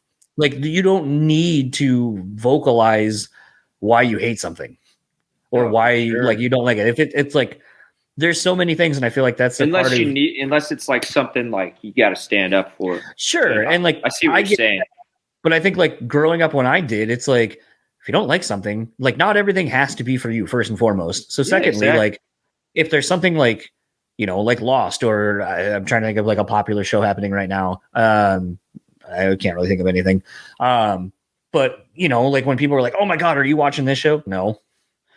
You're an idiot. You're missing out on the greatest thing ever. Okay. Did it take away from you enjoying it? Because I exist over here not watching this thing, and I'm perfectly content not watching it or being involved in the conversations, and it's fine. But like, me telling you that I haven't watched it all of a sudden now makes you feel some type of way about my life choices and whatever. And it's like, it has no bearing on you or how you can or can't enjoy the thing that you enjoy. Like, it's fine. And I think that's the thing where, as I get older, like, it feels like now we just look for ways to be divisive against one another, look for ways to be upset with each other. And it's like, dude, I don't care. Like, do you like this show? Cool. I think it's garbage, or I just literally don't give a shit about it. And that's fine. It's okay to have differing opinions on things. Do you like going to church and find religion to be awesome? Cool. If someone else has a differing one or a differing opinion, that's okay. Why not try to meet on the things you do like, and kind of keep the things that we don't off to the side, and just kind of focus on what makes us happy. And I feel like by and large, if we did that, it would be a lot better place to live. Oh yeah, man. I mean, that's the whole, you hope we all get to that point one day. I don't think, I mean, look, I guess it's like, I think social media does empower people to hide behind it and say things like really nasty to each other and shit that they wouldn't say in person. You know what I mean? Absolutely. And I think that's fucked up as shit. I think you should never say anything to anybody that you're not willing to say to their face. You know what I mean? But it's so weird, man. It's the world is just an episode of South Park, dude. You know what I mean? Yeah. Yeah. You just got to think about it like that, like the troll episodes, you know? If you've watched that show, the episode where they're like doing the internet trolls, making fun of it, it's like, it's exactly what it is. I mean, like you can't, it gets to everybody sometimes, I think, because we're all human, you know, but it's almost makes you sad, you know, it makes you feel sad for a person that's just going to fucking try to rail someone publicly like that, unless like it's like Freddy Krueger or some shit, you know what I mean? Like someone like that did something like Freddy Krueger did, you know, or like shit like that, you know, like it's weird. It's weird bringing that up as the example. I was just talking to someone the other day because being into horror movies, or at least growing up liking horror movies, you know, we were talking about because the newer Evil Dead movie that just came out. You know, they had seen it. I haven't yet. And I was I haven't seen it either. It's interesting because like, I feel like at least like the first remake or reimagining, however you want to call it, reboot, kind of stuck to sort of the original story of the Evil Dead and just kind of really made it super gnarly and more like visceral than Evil Dead kind of going more of a somewhat comedic horror route. Yeah. And I was like, so I'm interested to see like where this new one goes, because it seems like it'll open up the universe beyond what we've known it to always be between Evil Dead and Army of Darkness. Yeah. So from that perspective, I think it'll be really cool.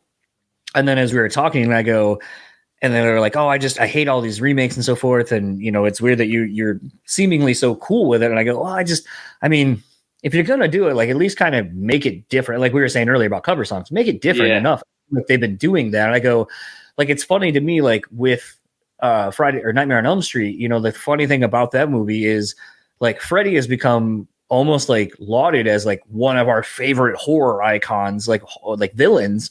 And I go, but when they did the remake and they kind of leaned more into like the whole reason he is who he is because he fucking molested children and the parents went and killed him. And then he's seeking revenge again. Like I go, everyone was like, oh, it was too dark. And I'm like, that's what the fucking movie was based on from the jump. They just didn't really like after the first events of everything, they kind of didn't lean into that anymore. And I go, so it's funny that the thing that upsets everyone about the remake is like, honestly, the origin of why the whole fucking movie exists in the first place. It's like, to me, I'm like, does that speak to something a little bit bigger on where our culture is, where it's like, oh yeah, pedophiles and all that. I don't like that. And it's like, yeah, that's why he was a fucking evil dude and they burned him alive. Yeah, like that's why it was so fucking scary. Yeah. When you were a little kid because he killed kids, dude. Yeah. And to me, like, he was so that's terrifying the thing when I was a kid. Man. 100%. And that was like the thing to me about the remake that I kind of liked is that they went really hard in on that and that it was more of a revenge story like the first one started to be. But then as the franchise kept going, they realized like, oh, everyone kind of likes that he's sort of humorous and all this other stuff. And it changed entirely who the character was. Like Pepsi commercials and shit. Yeah. They're like, yeah, put him on Pepsi commercial. Sure. And I mean, like, talk about things that probably wouldn't fly now in today's, you know, culture, but for sure. It's dude, speaking of remakes, it's gonna sound, I mean, the Wrong Turn remake is good. I know like that's question like, but you just gotta watch it like because like I don't think I knew they did a remake of Wrong Turn. I think I stopped watching after the third or fourth one. Yeah, they got pretty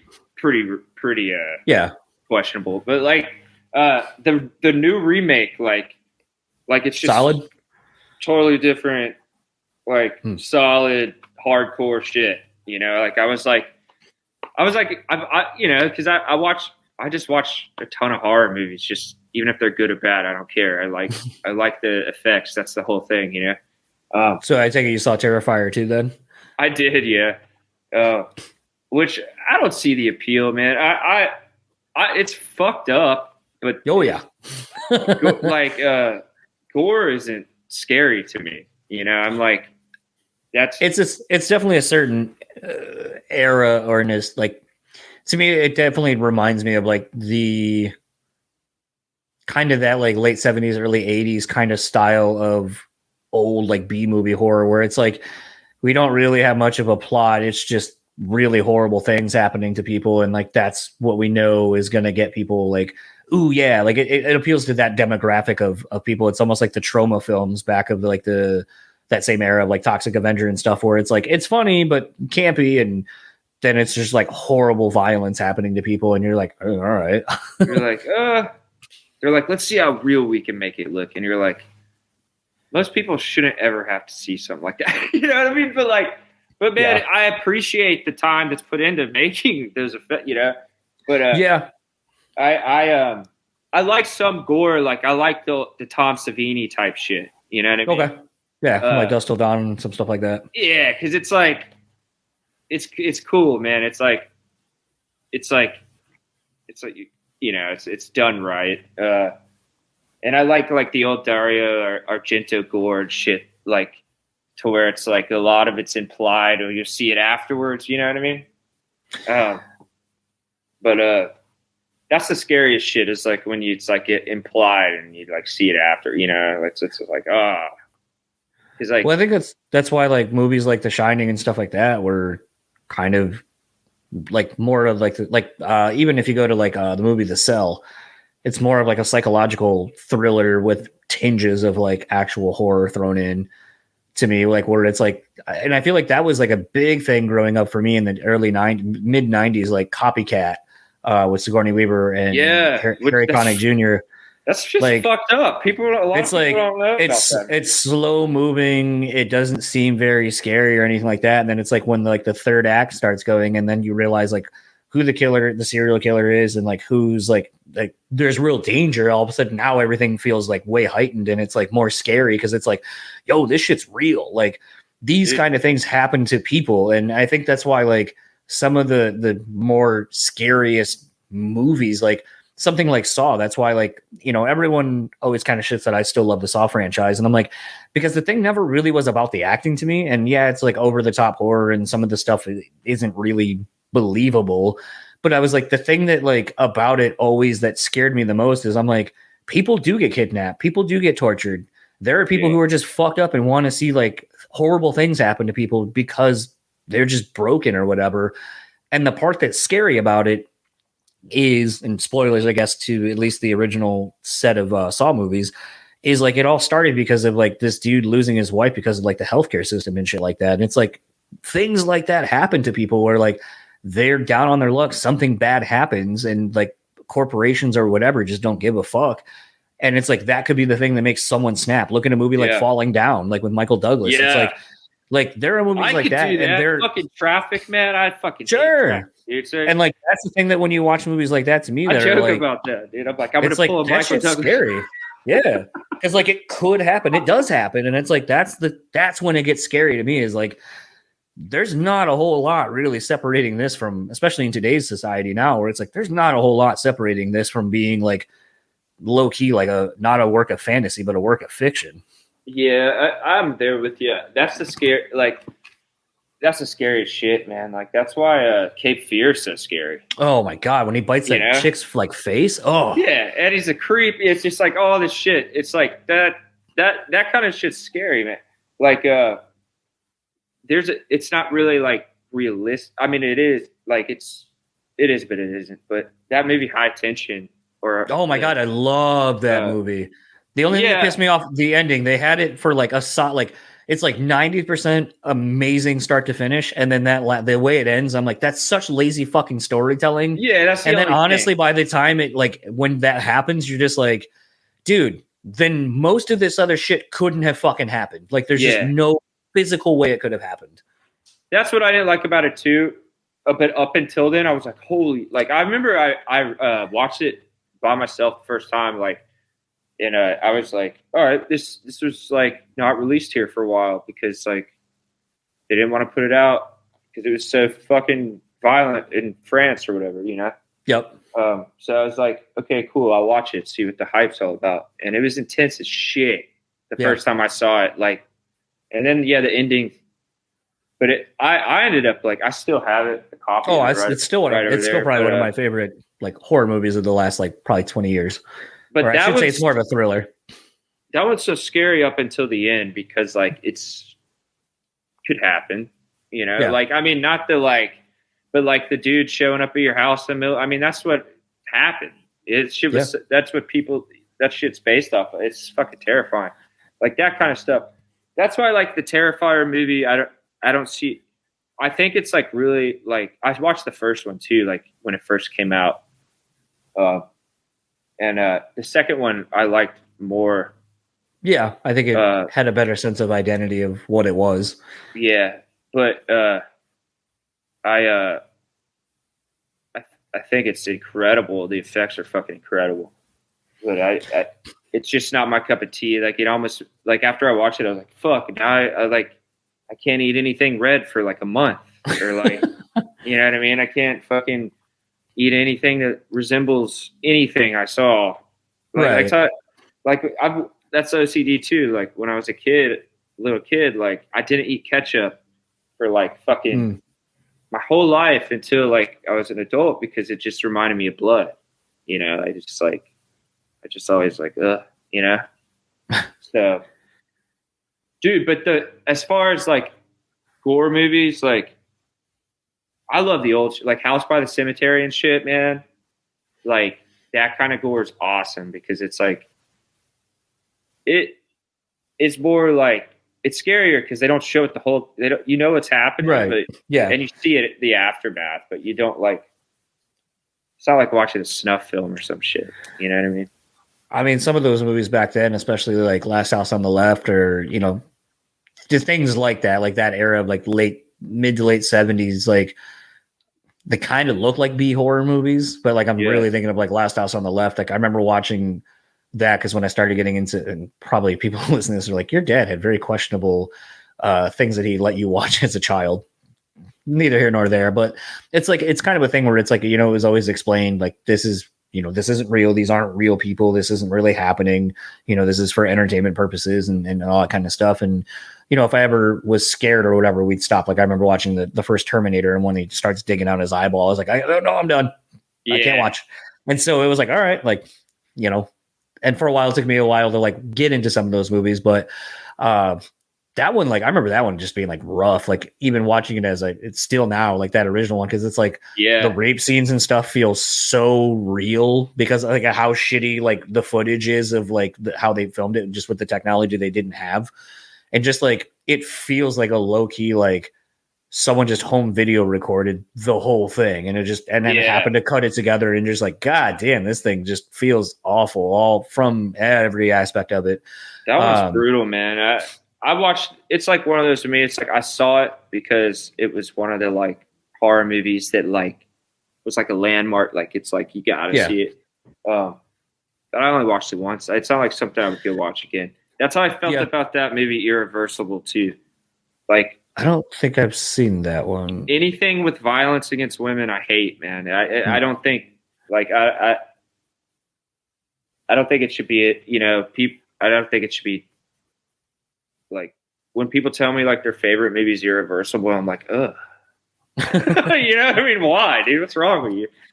Then again, I mean, I'm also the person that lately has been like, you know, I watched Midsommar and I've only seen it the one time, but it has had such a profound impact on me. And I have to say it's because I watched it on a laptop on my flight back from Vegas. Oh, so I was just like in it, like watching it. But like, there's so much of that movie where I was like, I mean, I don't disagree with some of the shit in this movie, like some of the things that happened to people, the way that you know, that cult kind of went about living its life. Then there's also completely, you know what, fuck it, that movie's been out for so long, I don't feel weird like quote unquote spoiling it. I mean, two of the biggest takeaways for me come from a religious standpoint of sorts. One where it obviously opens up with the people, I think it's 65, where they kill themselves. 65 is when you're done, you know that's the end of your life. You know, typically you're in good, you know, it's before you're on the decline in your physical and mental health. So from that perspective, I was like, oh, I kind of do like that idea, because we see as our society has been able to allow us to age and get older and stay healthier longer. It's like, that's great, but really, what is it doing in the long term? Like, is being alive to be like 90, 100, where you really like don't really have your mental capabilities about you. You're kind of just essentially a shell of yourself. It's like, is that living? You can debate that on either side. I hate to cut you off. Let me go. I'm gonna go pee real quick. I'll be right back. Yeah, you're good. I'm sorry, man. Hold on, I'll be right No, you're back. good. No, you're good. So sorry about that, dude. No worries. I was trying to hold it. I was like, dude, should I just piss my pants? I was like, no. No. You know, I was like, but luckily, living out here in the country, man, it's stoked. Step outside. Just go pee outside, dude. That's the thing. Yep. You know? So, yeah. But no, to kind of pick back up where I was finishing my thought, but it's like there was that aspect of Midsommar that I really kind of fucked with, and it's like stayed with me where I'm like, maybe there's not a bad side to that. And the other one, as weird as it is I really just kind of, it really left a lasting impact on me. The fact that the person who kind of gave them their insight for how they went about their religion was someone who was, mentally handicapped, because they were pure. They could see, because they hadn't been inundated with, the brains that we have that kind of make us do things from an impure perspective or something to that effect. Yeah. And I remember when they kind of showed that, I was like, because I saw Midsommar first and then I went and saw Hereditary, so I saw them out of order. But I did kind of pick up on the fact that between both movies, essentially, people with mental handicaps were looked at almost as these beings that had ties to another realm of the world that we don't see. In Hereditary, it was kind of the key between, the grandmother and the Satanists and all that kind of stuff, and the other side of like the pagan rituals and so forth. And then in Midsommar, it was more that they were the people that could understand God's teachings and so forth, and that they were, they were more pure in that they would just see what God wanted and all this kind of stuff. And to me, like, I just really kind of latched onto that because I was like, that is a really interesting take on it. And also I kind of went with my brain, just went a completely different facet with it, where I was like, do we also, maybe, is it a social commentary about religion where it's like those that follow are essentially kind of, I hate to say, like, mentally stunted in a negative way, but it's like they're so blind and so just following this thing that they can't see any other way. It almost has become their handicap of sorts, because they're not able to see anything from a what's tangibly in front of them, or experience any other teachings or understanding, because they're only insulated by the things that they want to see and what they know. Very much like that cult was. It's all they knew was each other. All they knew was what that little civilization had been doing. They know nothing of the outside world beyond what they wanted. So it's a very insular take on something. They're only manifesting and feeding into their own ideology. And to me, when you kind of start thinking about something like that, you're just like, oh shit, like, where down the rabbit hole do you want to go with that? And what kind of bigger narratives do you want to kind of start dissecting when you start thinking about it like that? Yeah. And like I said, I've only seen the movie once, but it had such a profound impact on me mentally that I just have thought about a lot of things that movie put in front of us. Oh yeah, man, that was a great one. I thought. I didn't like the gore. I mean, I don't know. I guess it was necessary in that movie. But in Hereditary or Midsommar? Both. Hereditary was cool. I'm gonna plug in the charger real quick. No worries. Hereditary was awesome. I just didn't like how it turned into The Exorcist, basically. Almost. But up until that, like, I was talking about this with my wife. I was like, dude, that would have been so much scarier if it was just like about a mother's like decline, Yeah. Yeah, it's just my little space. It's an old three-car shop that I converted. I'm converting and processing to a studio. It's work in progress. But the whole idea of the pure kid in that movie unscathed by society and humanity, all the shit we're exposed to is pretty crazy.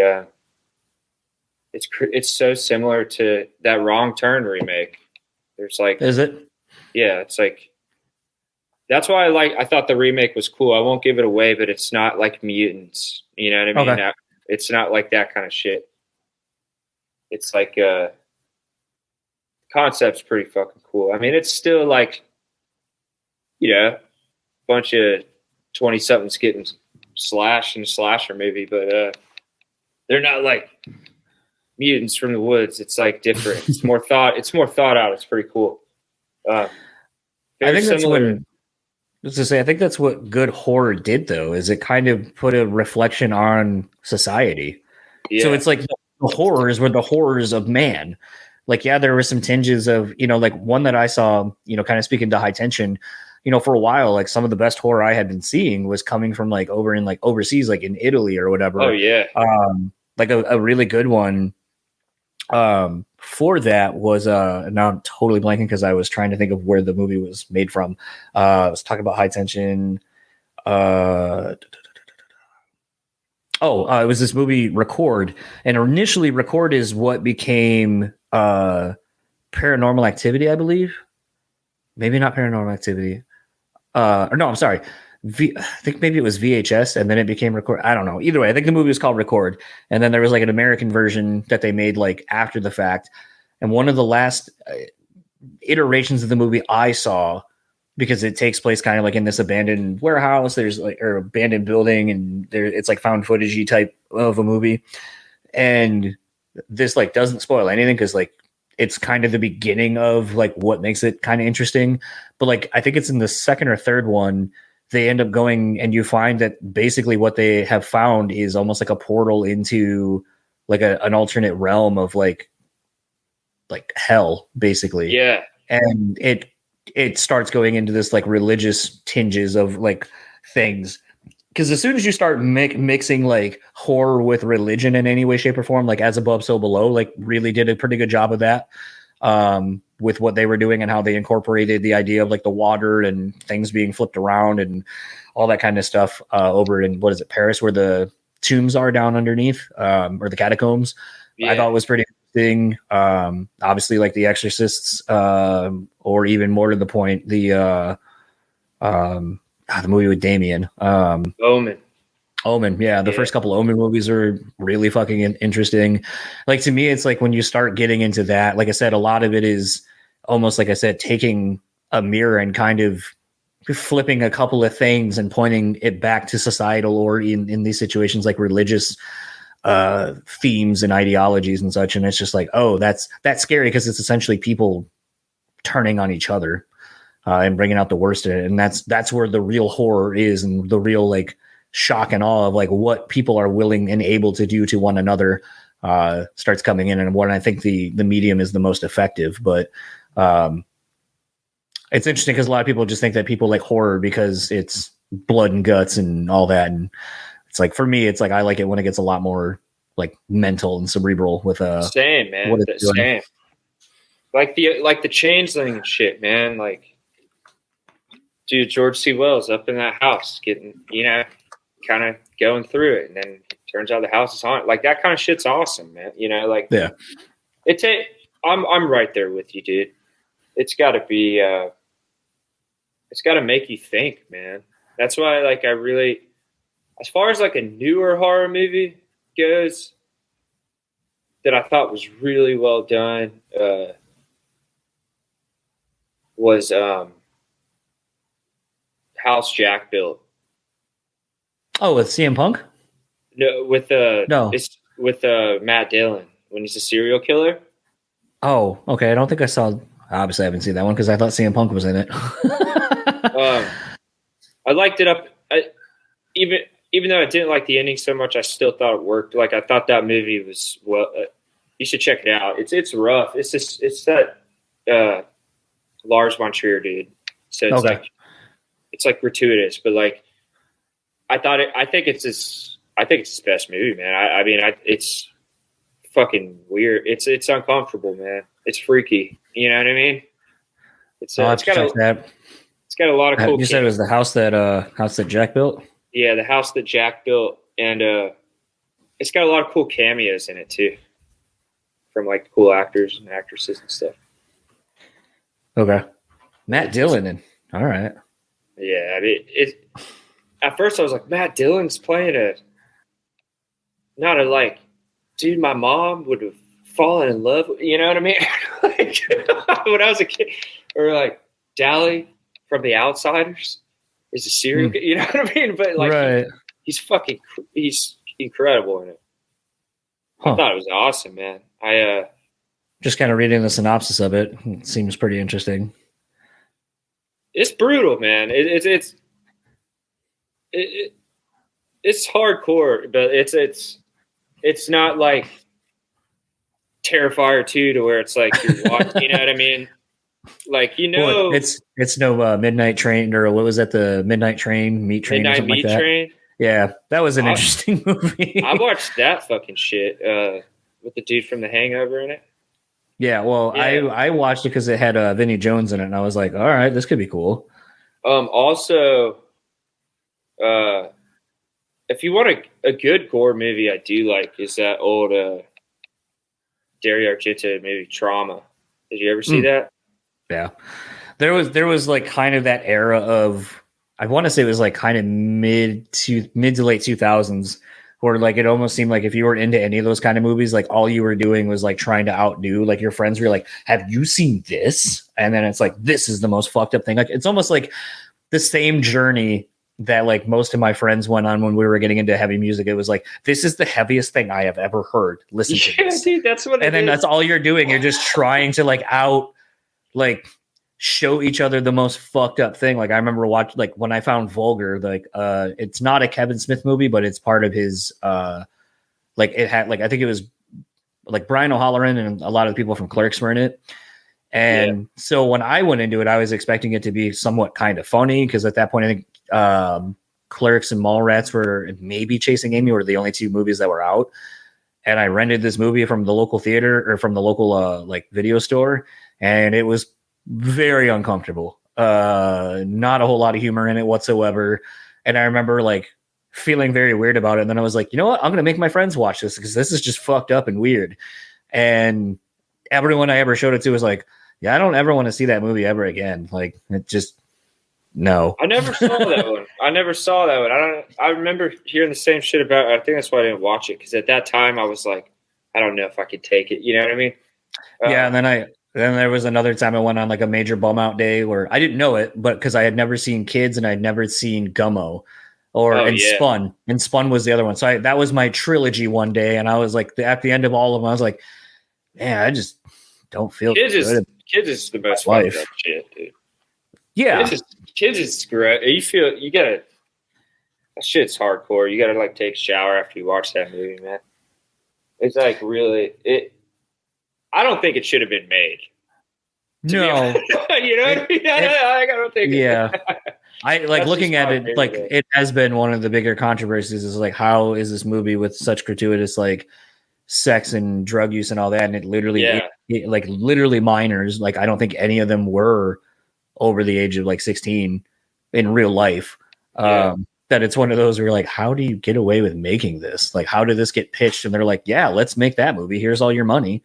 Same with, like I said, Gummo and Spun, like Jesus Christ. Like that was like at the end of that day, I was just like, I don't even know if I want to watch movies anymore. Like, I think I bummed myself out too much to ever watch. Like if anyone comes to me and go, hey, I got a fucked up movie, I'm like, I'm done. I don't need to see these God, anymore. what did I do to myself? Why did I watch that? But dude, in a super, like, I don't mind it in action movies. Like, no. If like that movie I saw, The Devil. Did you ever see that? The Korean movie. It's got like dude from Old Boy and all that shit, and like no, I did not see that. Good, Bad, and the Weird dude in it and all that. But it's about like, it's a horror action. But it's like this serial killer kills this detective's wife, and this detective goes after this dude and just like beats his ass the whole movie. And like he like beats his ass once, and then he he knocks him out and makes him swallow a tracking device so he can just like follow him around and beat his ass. Like he like lets him heal, and then he just like.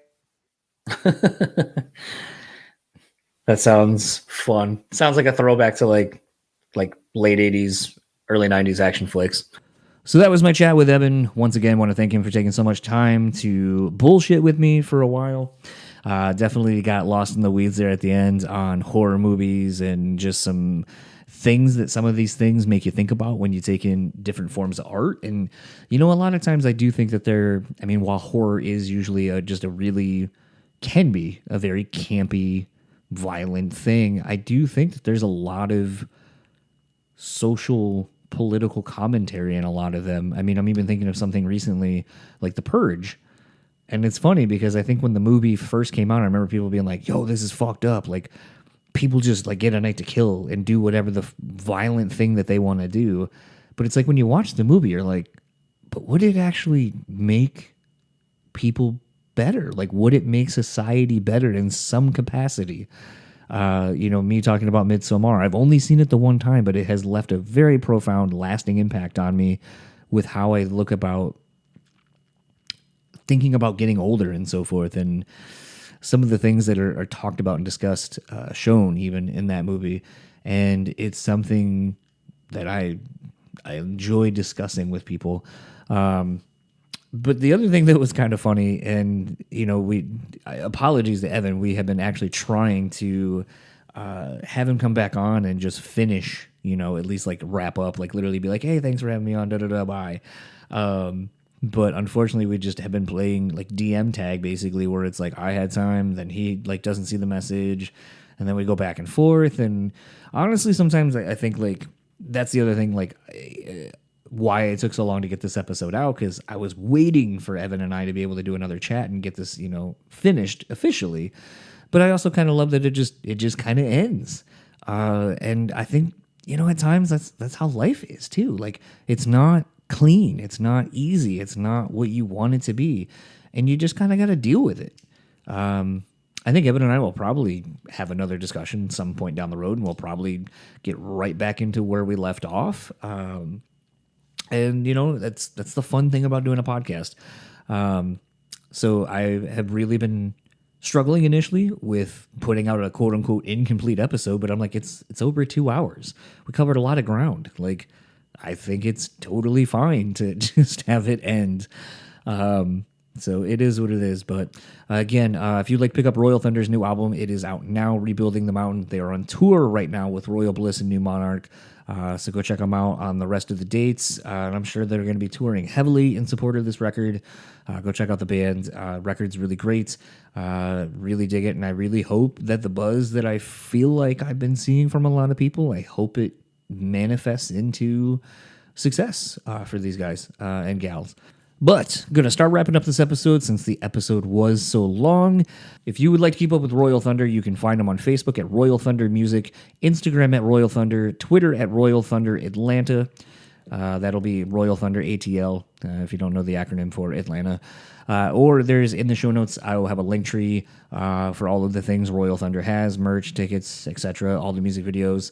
If you keep up with Evan, you can find him on Instagram at Evan Diprima. That's EVANDIPRIMA. I want to thank our sponsors once again for supporting the show. Support them if you can. Rockabilia, go to rockabilia.com. Use our code BREW10 at checkout. Take 10% off your total purchase order. If you follow them too on socials, interestingly, the other day they posted, what's a band that you really love but you don't own any of their merch? And I thought that was a really interesting question. And some of the answers were really interesting as well. So sometimes they pose some interesting, things that get you thinking or make you want to engage or at least read people's answers. So worth a follow there. And then obviously Starving Artist Brewery. Again, tagline. It's simple. It's great. I believe in it. Judge beer, not people. I got a flat of their beer after my wife and I went out to the brewery and checked it out and was blown away by everything I had. A great little spot that definitely fosters a communal type atmosphere. So if you're ever out in like the area by Ludington, go check it out. It's great. It's It's awesome. It's a cool little like secret spot, kind of. It feels like you're in the know of something, and like I said, the people are great too. That usually frequent there, at least the people that we talk to. So thanks to them again for sponsoring the show. And for the Brutally Speaking podcast, I am John, and I will talk to you all next time. Where our guest is Jacob from Chamber. That was a fun one. Hope you enjoyed this one. Hope to see you back next week, and I'll talk to you then.